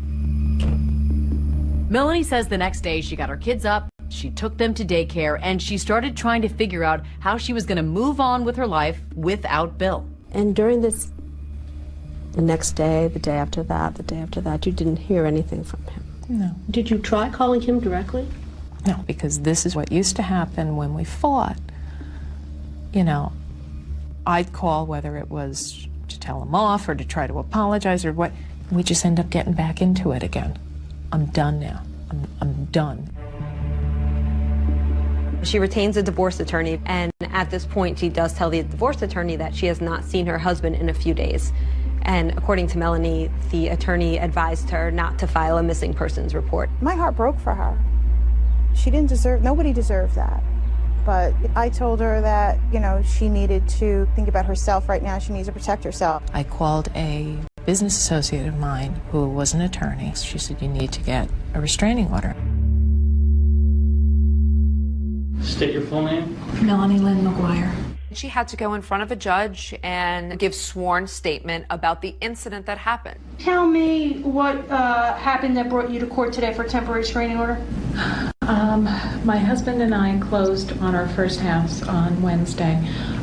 That should be a positive thing, shouldn't it? Yeah, it should. He's been behaving really erratically. Ms. McGuire, you're safe here. Don't worry. Melanie explained to the judge how Bill had been violent with her. Did he hit you, ma'am?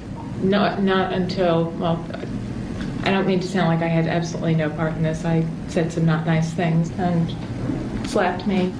As part of the questions, Melanie was asked by the judge if she owned any firearms. Do you know if there's any weapons? Not to my knowledge. This is a sketch of the body that washed ashore near the Chesapeake Bay Bridge Tunnel this month. We're hoping maybe this will give us an edge and maybe identify him sooner.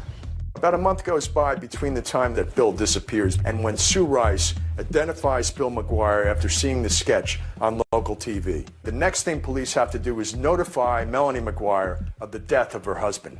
Melanie was asked to come down to the police station. The officer came out and he says, is your husband William McGuire? And I said, yes. And he said, I'm sorry to tell you, ma'am, that William is deceased. And I just burst into tears.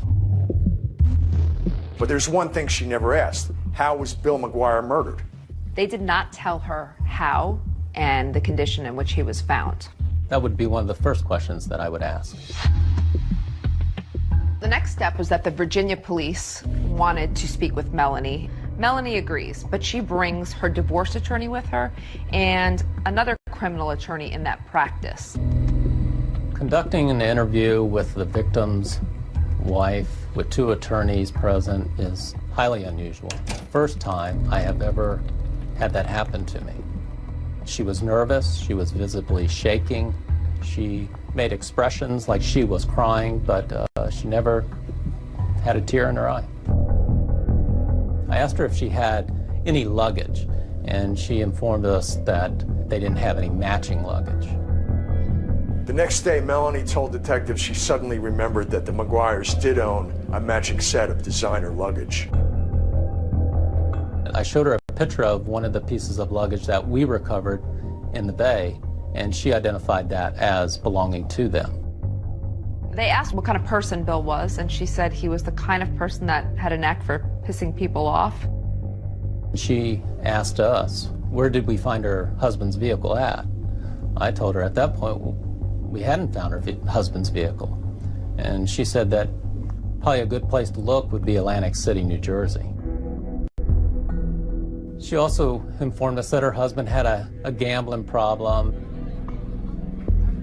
Did he get involved with the wrong people? That's what I would have to believe, that he had gotten himself into something, and Bill always thought he could handle everything.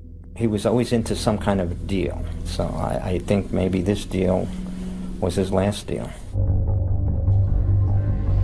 After the interview was done that evening, we also conducted a search at their old apartment building.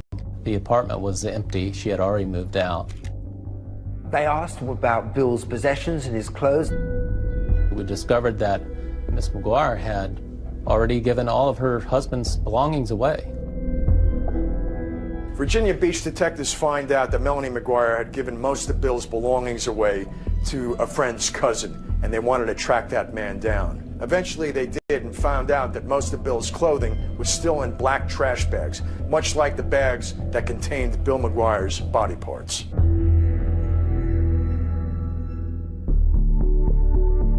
The garbage bag, by sight, looked identical. Things are starting to make sense with the detectives.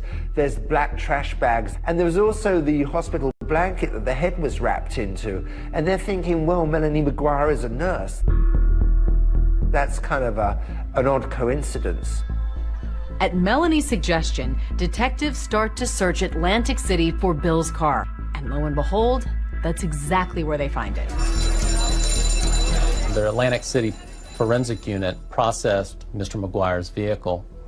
They took photos, they fingerprinted, they vacuum cleaned the floorboards. The body was released to Melanie on a Tuesday. Immediately she had him cremated. And the funeral lasted all of 10-15 minutes at the most. She called the following evening after the funeral, and at that point I just kind of blasted her. I just told her, I said, Melanie, Bill deserves so much more. And Mel just said, well, I'm a single mom now, and now I've just got to get on with my life. I said, well, no, the next thing is we've got to figure out who did this to him. And after I got off the phone, I remember hanging it up, and I said, John, she did it. She did it. Everything pointed to Melanie McGuire. Through wiretapping her phones, the police discovered the relationship that she was having with Dr. Miller. It's a eureka moment because it provides motive. I've told them everything that I know. But they're, they just don't. They want you to break.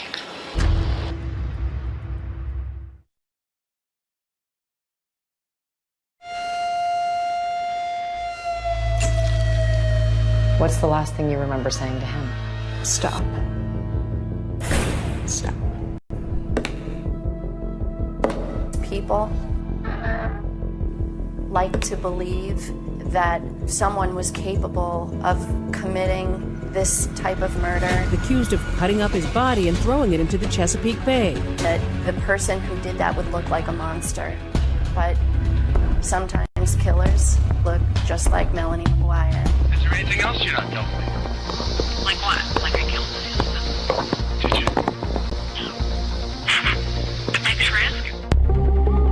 A scorched earth investigation was conducted, and the lack of evidence is resounding. The evidence in this case points to a well-organized, meticulously planned execution of a murder. Computer searches that said how to murder someone, how to poison someone, basically multiple searches about how you kill someone. I don't get to be an evil genius and an idiot at the same time. I believe that Melanie was wrongfully convicted. Who do you think killed your husband?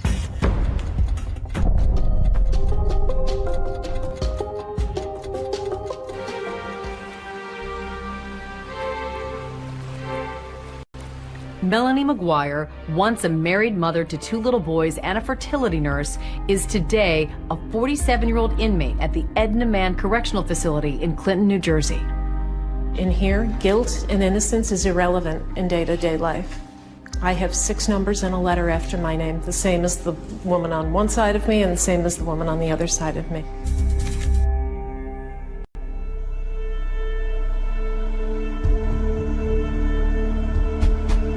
After Virginia Beach exhausted their investigation, they realized all signs pointed north to New Jersey. My name is Patty Prezioso. I was the lead investigator in the Melanie McGuire investigation and prosecution. Patty Prezioso was a very driven and highly successful Assistant Attorney General in New Jersey. You let the evidence guide you and you follow it until it's clear what happened. She was extremely competent, and it was obvious. The task force had local police, state police, the Attorney General's office. They decided to treat this case with top priority. It was clear that he had been shot, and trying to find out if any of the people close to Bill owned a gun was a top priority. The detectives don't find any record of Melanie buying a gun in New Jersey, so they decide to check Pennsylvania. They knew that Pennsylvania was close, and a lot of people will go to Pennsylvania for firearms because the gun laws are more lax. There's less of a waiting period, and so you can go in and essentially walk out the same day with a firearm. It turned out that when the record check was done with Pennsylvania, a record came back that Melanie McGuire had purchased a gun. I remember plain as day when she came in, because not many women come into the shop. She filled the forms out, and then when she wrote down her occupation, that she was a nurse, that stuck in my mind, because I guess that was the first time I ever sold a gun, to a nurse. Melanie bought a Taurus 38 Special, and she bought wad cutter bullets. And that gun was purchased just 2 days before Melanie McGuire said her husband went missing. And remember, early on, Virginia detectives talked to Melanie, and she never mentioned anything to them about buying a gun. I had informed my attorneys of the purchase of the gun, and they said, well, if they ask, don't lie, but don't offer any information. And they never asked about a gun. Melanie bought the gun because Bill wanted her to buy the gun. She could get it, he wanted it. What he wanted, he got. Because Bill McGuire had a felony conviction stemming from his horrendous driving record, he was barred from purchasing firearms. You say your husband asked you to purchase the gun, but you purchased a gun just 2 days before your husband went missing. Of course, it's a coincidence. However, he was on me for a while about that, about trying to get that. And if something was happening, if he was in some sort of trouble, that may very well have been the reason why he was so intent on getting it. Once the police really honed in on Melanie, they began wiretapping her phones. Hello. Hi.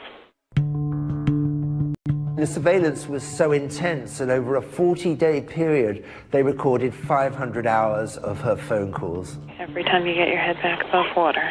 Yep. And that hand reaches out from beyond the grave. A lot of those calls were very cryptic. Hey. How you doing? I spoke to, what's his name, about shipping. Alex. I didn't want to say names. Do you understand what I'm saying? Yep. She used the phrase a lot, being cut off at the knees. At least meet with a lawyer ahead of time who might cut it off at the knees. Doesn't that look suspicious? It doesn't matter what it looks like.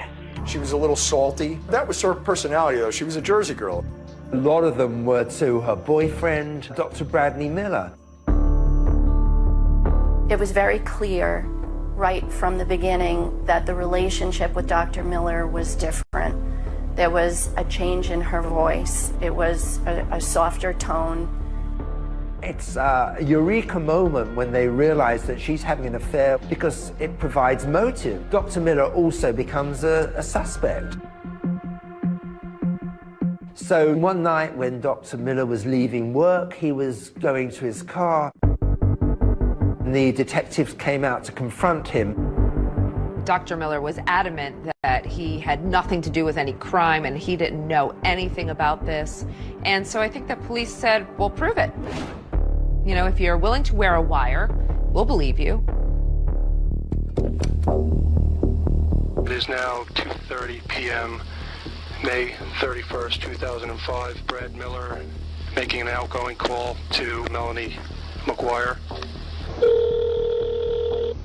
Hello? What's up? I've told them everything that I know. But they're, they just don't. They want you to break. I mean, if you want us to stick together, I gotta know everything now. Before this goes any further. What do you mean you have to know everything now? I mean, there's no other secrets between us, right? That I can think of. You swear you can both do this?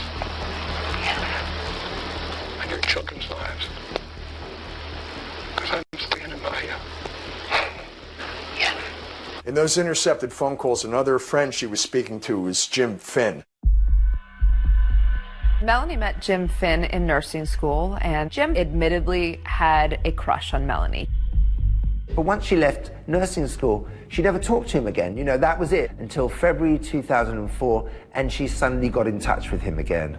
When she needed something, he was someone that, she could manipulate. And she knew he was a lover of guns. The police also approach Jim Finn because they find that before Bill disappeared, she's been talking to him about the firearms. She said to him, hey, I need to talk to you. There's some weird stuff going on here, and Bill is acting weird. Jim, who really still holds the torch for Melanie, and Melanie knows that, says, well, maybe you should get a gun to defend yourself. Investigators pick up Jim Finn, who also allows them to record his conversations with Melanie. And once they hear what's on those calls, they're satisfied Finn knew nothing about the murder. The reason I asked you about buying a gun is because my husband wanted one. He wanted one? Yeah. Not only did he want one, I bought one for him. Why didn't you tell me? At the time the detective spoke to Jim Finn, he had no idea that Melanie McGuire had purchased a gun. He was surprised. Is there anything else you're not telling me? Like what? Like I killed my husband. Did you? No. But thanks for asking. Melanie never wavers on whether or not she was involved. It is always a hard no. I want you to tell me the truth. I'm telling you the truth. I did not do it. She was under a microscope. Everything she did was being watched. Everything she said was being listened to. Melanie does something that most people would find a little suspicious. Investigators start looking at her E-ZPass records. They notice trips to Atlantic City. She knew that Bill McGuire's car was in Atlantic City because she put it there. That requires 2 drivers. So that means someone helped her. What investigators find in Atlantic City has them wondering, did Melanie have an accomplice? And if so, who was it?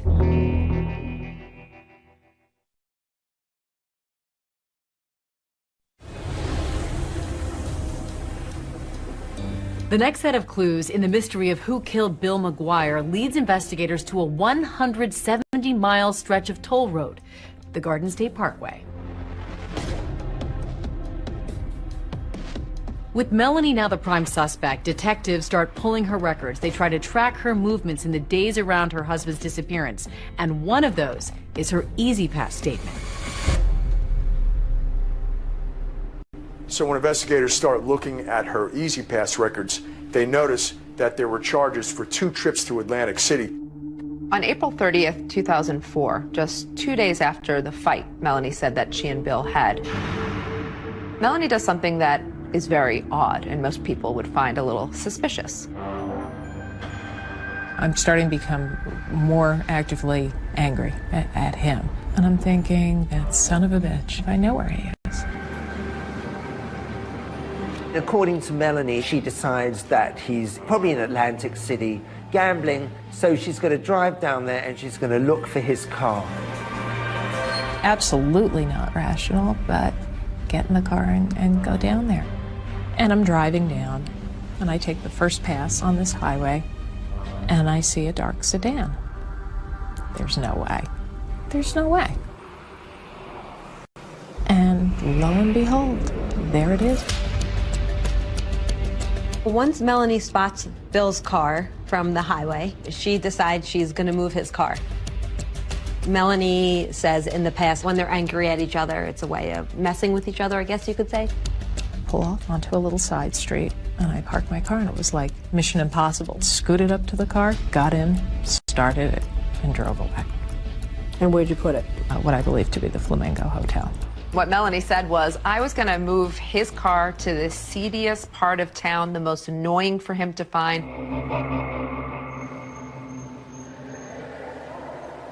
That just didn't make any sense. That he was physically abusive to her, but then she goes to mess with a car with a guy that she claims she doesn't want to be around. It sounds beyond ridiculous sitting here saying it, and I acknowledge that, and I can't, it's the truth. It's an incredible story, meaning it's just not credible. We believe she was planting his car in Atlantic City. She was trying to create an illusion that Bill McGuire was still alive. That requires 2 drivers. So certainly that means someone helped her. Someone had her Pathfinder, and she was driving Bill McGuire's car. They put the car at the Flamingo Hotel, and then she went home with the person driving her car. And investigators thought they'd struck pay dirt when they discovered that hotel's parking lot had surveillance cameras. In truth, of course, the footage did not capture who the driver was. The surveillance video from the Flamingo Hotel actually showed the victim's vehicle being pulled into a parking space. Because of the darkness and the glare and the background lights, you could not actually see the person that was occupying the vehicle. There was another inexplicable road trip, this time to Delaware, 5 days after her husband went missing. She had shared with Dr. Miller that in the early morning hours of May 4th, she was actually furniture shopping. Investigators think that this Delaware furniture trip is really just a ruse. That same road would have taken her to the Chesapeake Bay Bridge Tunnel. Normally, someone would take the New Jersey Turnpike to go over the Delaware Memorial Bridge, picking up Route 13, which runs south to the Chesapeake Bay Bridge and Tunnel. Patty Precioso says that Melanie actually left the night before from New Jersey, drove Bill's remains to Virginia. We believe that that was when she took the suitcases with Bill's remains and got rid of them in the Chesapeake Bay.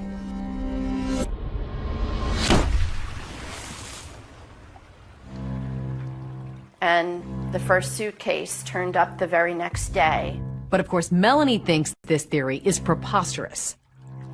Virginia Beach is another 450 miles from Delaware. So, you're talking about hours, and there just isn't enough time.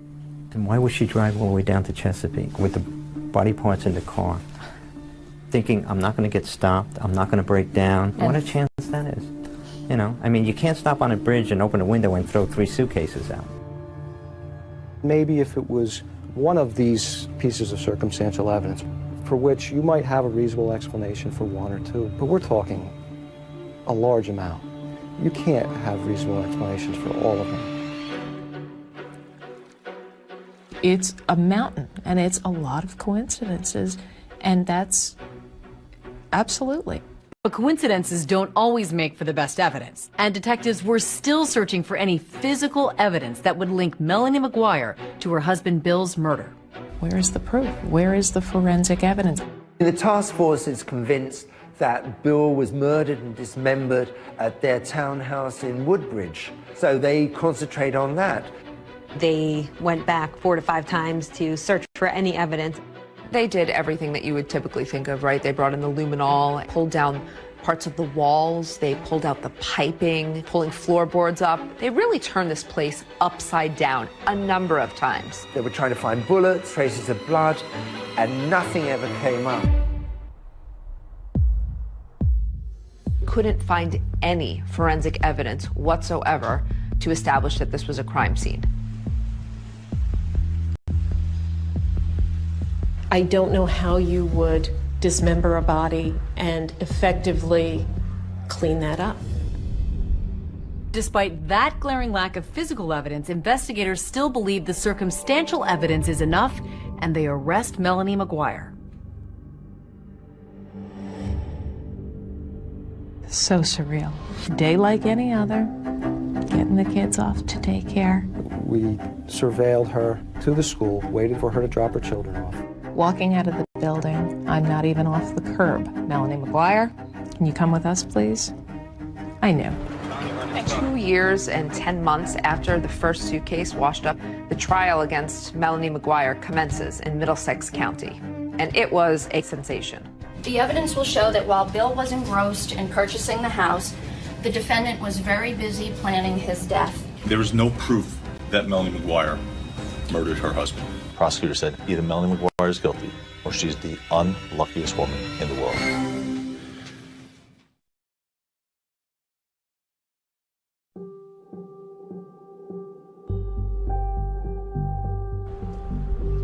On Monday, March 5th, 2007, 2 years and 10 months after the first suitcase had washed up in the Chesapeake Bay, Melanie McGuire went on trial for her husband's first-degree murder. This was a case that had garnered a lot of media attention in New Jersey.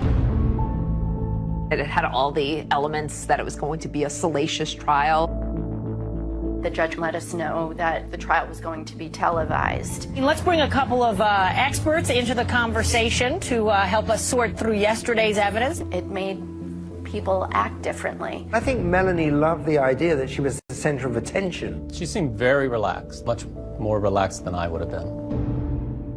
It was a double-edged sword, because if she sat there, more stoic, she looked nasty or she looked mean. And then when she was being more upbeat and talking to people, oh, well, she's joking around at her own trial. There was nothing she could do that wasn't going to be criticized. By the time Melanie McGuire gets to trial, she's hired Stephen Tirano and Joe Tacopina to represent her. Joe Tacopina was a high-profile celebrity attorney. Joe Tacopina. Joe Tacopina. Joining me now, Joe Tacopina. He's the attorney for Alex Rodriguez. He feels just as comfortable in front of a TV camera as in front of a jury. A scorched earth investigation was conducted, and the lack of evidence is resounding. The evidence in this case points to a well-organized, meticulously planned execution of a murder. Is that a fair description of you? Were you somebody, if you were going to do something, you were going to do it all the way? Correct. And I would counter that argument with, if that's the case, then I would have been sure to not include blankets that could be traced to me, my own luggage. I don't get to be an evil genius and an idiot at the same time. They're not going to be able to tell you where William McGuire was killed, how he was killed, when he was killed. The defense were really trying to play to the jury that Bill was a major gambler and he may have owed thousands and thousands of dollars. He was a big gambler because he gambled beyond his means. When you have money out on the street and you're behind and you're not making payments, you know what happens? You get shot here and you get shot here. As prosecutors start laying out what they believe Melanie McGuire did to Bill, it all starts with something they found in his car after it was processed in Atlantic City. When investigators first recovered Bill's car, they found a bottle of chloral hydrate, a red liquid, and also a syringe in it. State's Exhibit 983. Do you recognize that?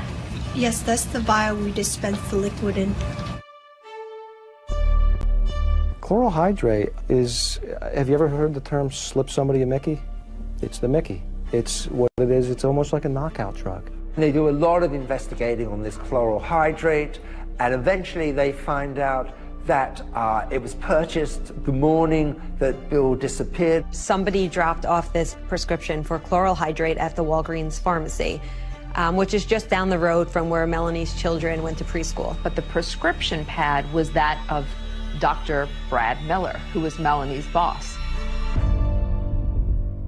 So the light bulb goes off and they're thinking right away, clearly Melanie had access to this prescription pad. She used it, she filled it. Chloral hydrate was necessary for this defendant to have control, and even more importantly, it was necessary to her that Bill McGuire had no control. Dr. Miller looked at the prescription and he said, "That's not my signature, and it appears to be Melanie McGuire's handwriting." Prosecutors also focused on what they said Melanie was doing in the days before her husband's disappearance. For that, they looked at the McGuire's home computer. We had it forensically examined, and it really was just astounding seeing what the internet searches were for. Can you describe the searches that you recovered? How to purchase guns illegally, how to commit murder, and undetectable poisons was searched. It didn't look good. It looked like someone was searching how to, sedate someone or how to kill them. I'm a nurse. I was a nurse. And I don't need to look up things like that. If I wanted to look for something like that, I have a PDR, Physician's Desk Reference. I have a book that I can look in that doesn't leave an internet history. But both Melanie and Bill used this computer. So it's really hard to figure out who was searching these things. Now, you have absolutely no idea of knowing who actually conducted the searches that you talked about, correct? No, I don't. One of the things we can say for certain is that your husband didn't commit suicide. He didn't shoot himself. He wasn't able to carve his own body up. And yet there's a suggestion from the defense that some of the online searches were things that he was in fact doing, not that you were doing. It wasn't me.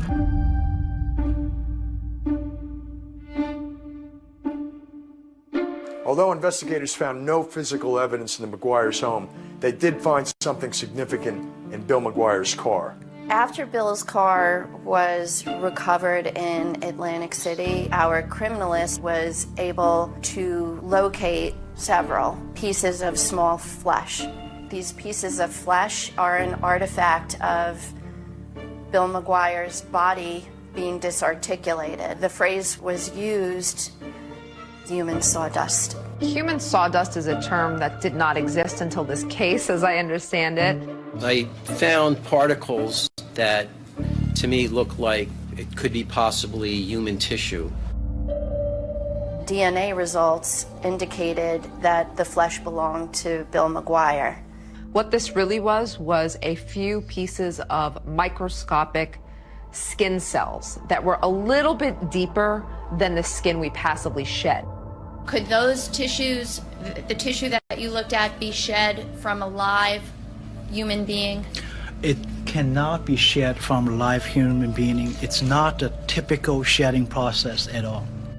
Their theory was that this nurse, who was kind of so meticulous, had somehow just forgotten to wipe the bottom of her shoes, that she accidentally tracked these human sawdust particles of Bill's body from the house to the car. Thank you, Your Honor. There were 81 witnesses in 7 weeks. Good morning, Dr. Miller. Good morning. Dr. Miller was the testimony that everyone was most anticipating. He was going to be the big star of the trial. I was having an affair, and my whole life turned upside down. Were you in love with the defendant?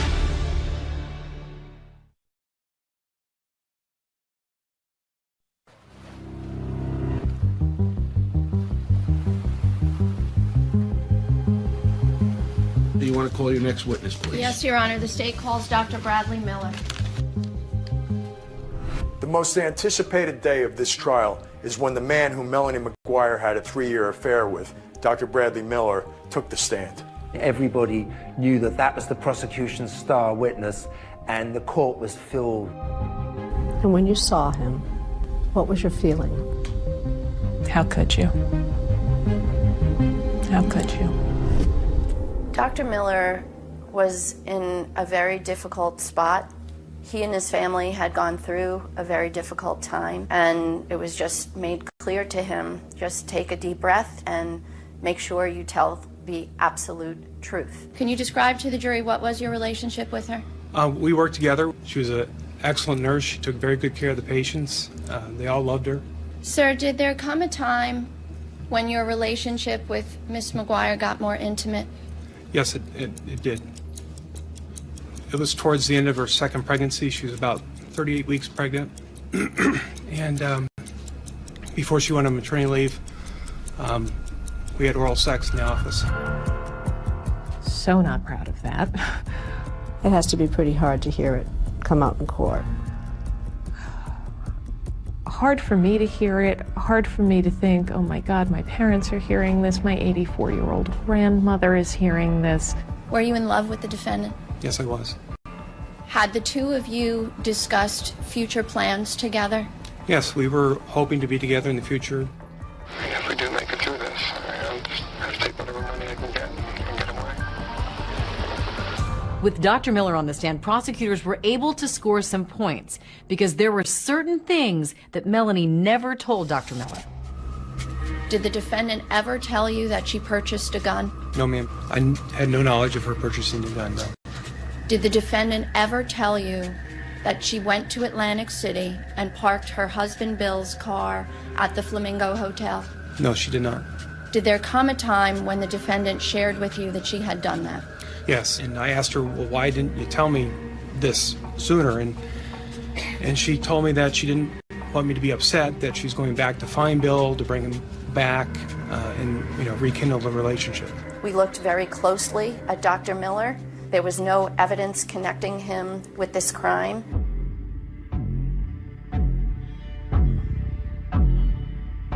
This is in reference to consensual recordings between Brad Miller and Melanie McGuire. You agreed to consensually record a conversation with the defendant. Yes, I did. Prosecutors really wanted the jury to hear those intercepted calls so they could get a sense that maybe her desire to be with him was the motive for the murder. During the calls, Dr. Miller spoke about their future together, probably prompted by detectives. After a divorce, and she gets half the money, I mean, it'd still be something to live on. The understanding between us had always been that the children came first. And he starts talking about divorce and a future and moving forward, and I even say on the tape, why are you talking like this all of a sudden? I'm confused because you've been the one to stress to me that we have to wait and see how everything plays out. The defense was also able to score some points with those recordings, which called into question Dr. Miller's character. At the time of those secret recordings, he was still having an intimate relationship with her.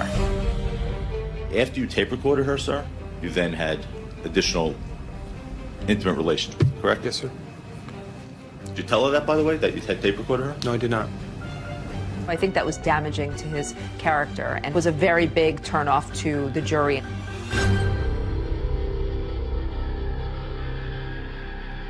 Have you ever had contact again with Dr. Brad Miller? No. No. After the day he testified, I haven't laid eyes on him since. You have no desire? It's tough. That was a tough betrayal to swallow. What matters is whether the state, and the burden is on me and I welcome it, whether the state has proved each and every element beyond a reasonable doubt. When you combine the computer searches, the prescription for chloral hydrate on prescription pads that the defendant used, and then you have the victim found inside their matching luggage, the bullets consistent with the gun that she purchased. It was a mountain of evidence. There's no question in my mind that she did it. I also don't believe that she acted alone. Now, who helped her? And Paddy Precioso told the jury that there was a very, very good chance that Melanie had an accomplice. Although he was never charged, investigators took a hard look at Melanie's stepfather, Michael Caporero. The prosecutor needed somebody, so they focused in on me. Anything they wanted, we gave them. We gave them DNA, we gave them hair samples. I had nothing to do with anything involving that crime. You don't need the precise when. You don't need the precise where. You don't have to find that she pulled the trigger. You don't have to find that she had hands-on physically in regards to his death. Well, boy, that leaves a lot of speculation out there for the jury. You can't guess someone into prison for the rest of their life. The jury goes into deliberation, and Melanie and her family are waiting on pins and needles. I was very concerned. I think we all as people like to believe that if someone was capable of committing this type of murder, that the person who did that would look like a monster. But sometimes killers look just like Melanie McGuire. The day the verdict was read, the atmosphere in the courtroom was just electric. Has the jury reached a verdict in this case? Yes, Your Honor. How do you find as to the count of the indictment charging Melanie McGuire with the murder of William McGuire? Guilty. I just remember seeing her collapse. I remember grabbing Joe's arm, and I remember feeling my legs just kind of go out from under me. She's alternating between I didn't do it, and my babies, and referring to her two children.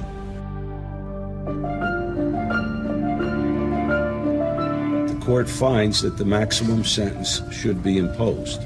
Melanie is sentenced to life in prison plus 5 years. We're going to fight on. This is a definite setback. This is round one. This is not the end of the story.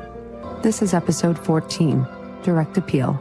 I see a mountain of reasonable doubt. And thanks to these two professors turned podcasters, it turns out it isn't the end of this story. How could anyone be convicted with that amount of reasonable doubt? It's stunning.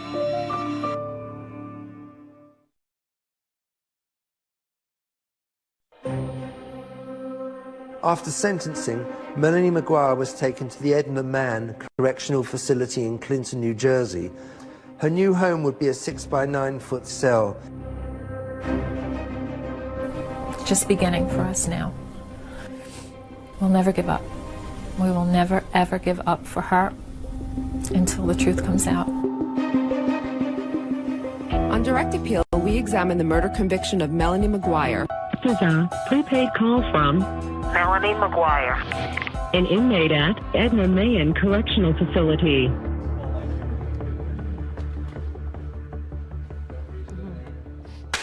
All right. Obviously, Melanie's been convicted. She's exhausted all of her appeals at this point. So how did the idea for this podcast come about? Melanie McGuire was looking to speak with someone about her story because she had done really poorly in the court system, and I think she was frustrated. And after visiting with her the first time, I was like, this is a story. This is important. I expected the worst, and what I got was just one step shy. They give the verdict parole eligible at the tender age of 101. It was very difficult. It was reliving it. This was the first time somebody was basically saying, we hear you. What'd you say? Let's get to the juicy part. I want to know, do you think she is innocent or guilty? In the end, I believe that Melanie McGuire was wrongfully convicted. So you believe an innocent woman is behind bars right now? Absolutely. I believe this is a case of a wrongful conviction. So let's talk about some of the questions you raise in your podcast, and let's begin with the gun. The gun to this day has never been recovered. One of the key witnesses for the prosecution was a forensic ballistic expert. So these are two discharge bullets. They're referred to as a .38 caliber lead wad cutter bullet. Is it possible that the gun Melanie bought is not actually the murder weapon? I think it's probable. No one plugged the serial number of my gun into a website to find out what the specifications were. Apparently each gun makes something called lands and grooves. Lands and grooves are rifling characteristics that are machine pressed into the barrel of a gun. And when the bullet passes through the barrel, the same number of lands and grooves are going to be imprinted essentially onto that bullet. There were 5 lands and grooves that my weapon was said to have made based on the company's website. The bullets that came out of my husband had 6 lands and grooves. It was a mistake on a gun manufacturer's website. We were not gathering evidence from a gun manufacturer's website. The evidence that was at trial was from ballistic experts.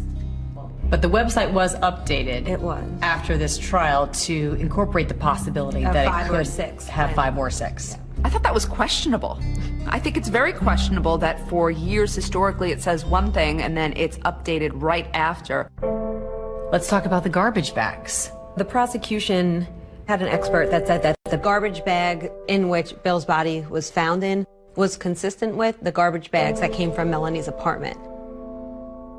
You can see these lines here. There's a straight line here, this sort of smooth line. There's also 2 other lines close together in basically the exact same position. This indicates that these 2 bags were made at the same facility on the same line within a very close proximity of time.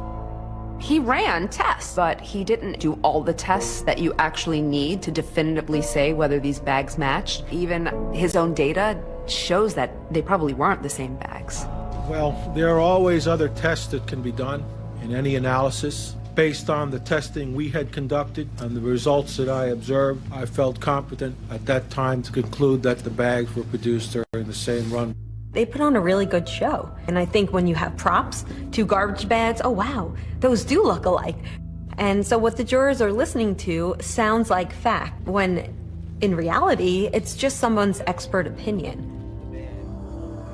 There is something else that's significant that you think the jury should have heard more about that was found inside those suitcases. If you look through the lab reports, page upon page upon page, white hair, brown hair, black hair, animal hair. I think that's indicative that there was animal hair where the dismemberment took place of Bill's body.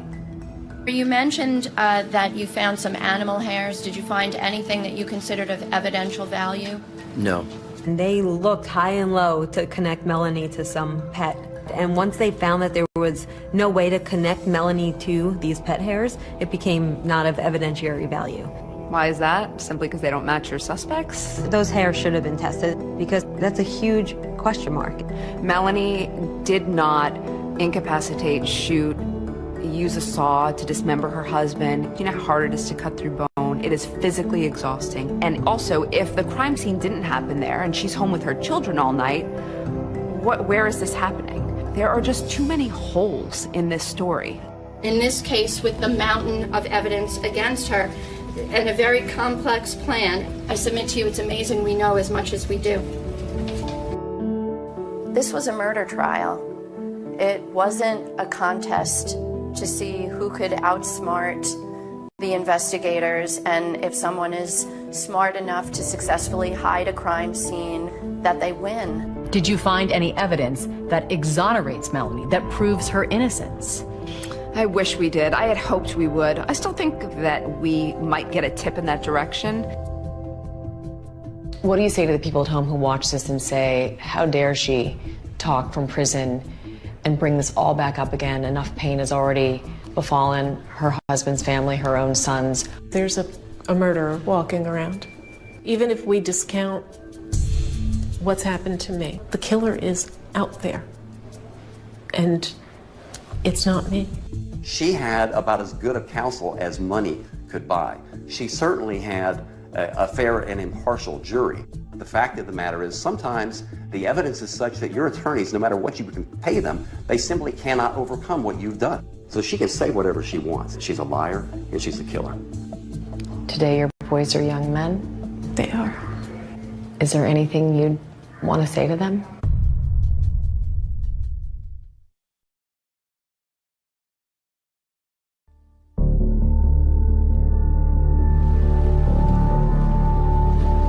There will always be questions about this case that we may never have the answers to, like if Melanie McGuire did kill her husband, why did she drive more than 300 miles to get rid of his remains in the Chesapeake Bay? His friend John Rice has a theory. Bill did want to move down here onto Virginia Beach. After a time, he gave up on that idea. So it almost seemed like a vindictive thing on her part to drive him down. Oh, you want to go to Virginia Beach? Here you go. Why was it important for you to tell this story on your podcast? A lot of people who are convicted, they'll go through the appeals process, but they won't prevail. If we can investigate this, provide any type of assistance, we're possibly remedying some of the harshest parts of our system. There are times when podcasts and media can shine a light where what the government did was not right. This is not one of those cases. A 39-year-old man lost his life before he got to see his children grow up. You have 2 little kids. Yep. That's the hardest part. Knowing that when I see my children, when I hug them goodbye, it could be the last time. Ultimately, the courts would award custody to Bill's sister, Cindy Lagoche. Melanie has had no contact with them. Today your boys are young men? They are. Is there anything you'd want to say to them? Make up your own mind. Don't accept what you're just being told on the surface. Dig. What is your level of hope that one day you might walk out of here? I'm terrified to hope, because to have it thwarted in here, it's absolutely soul-crushing. Bill McGuire was the father of 2 small children. He was a brother, he was a friend, and his life got cut short. I think Bill deserves to be remembered as a fantastic friend, a dad who loved his boys. He didn't deserve this. Nobody deserves that. No one.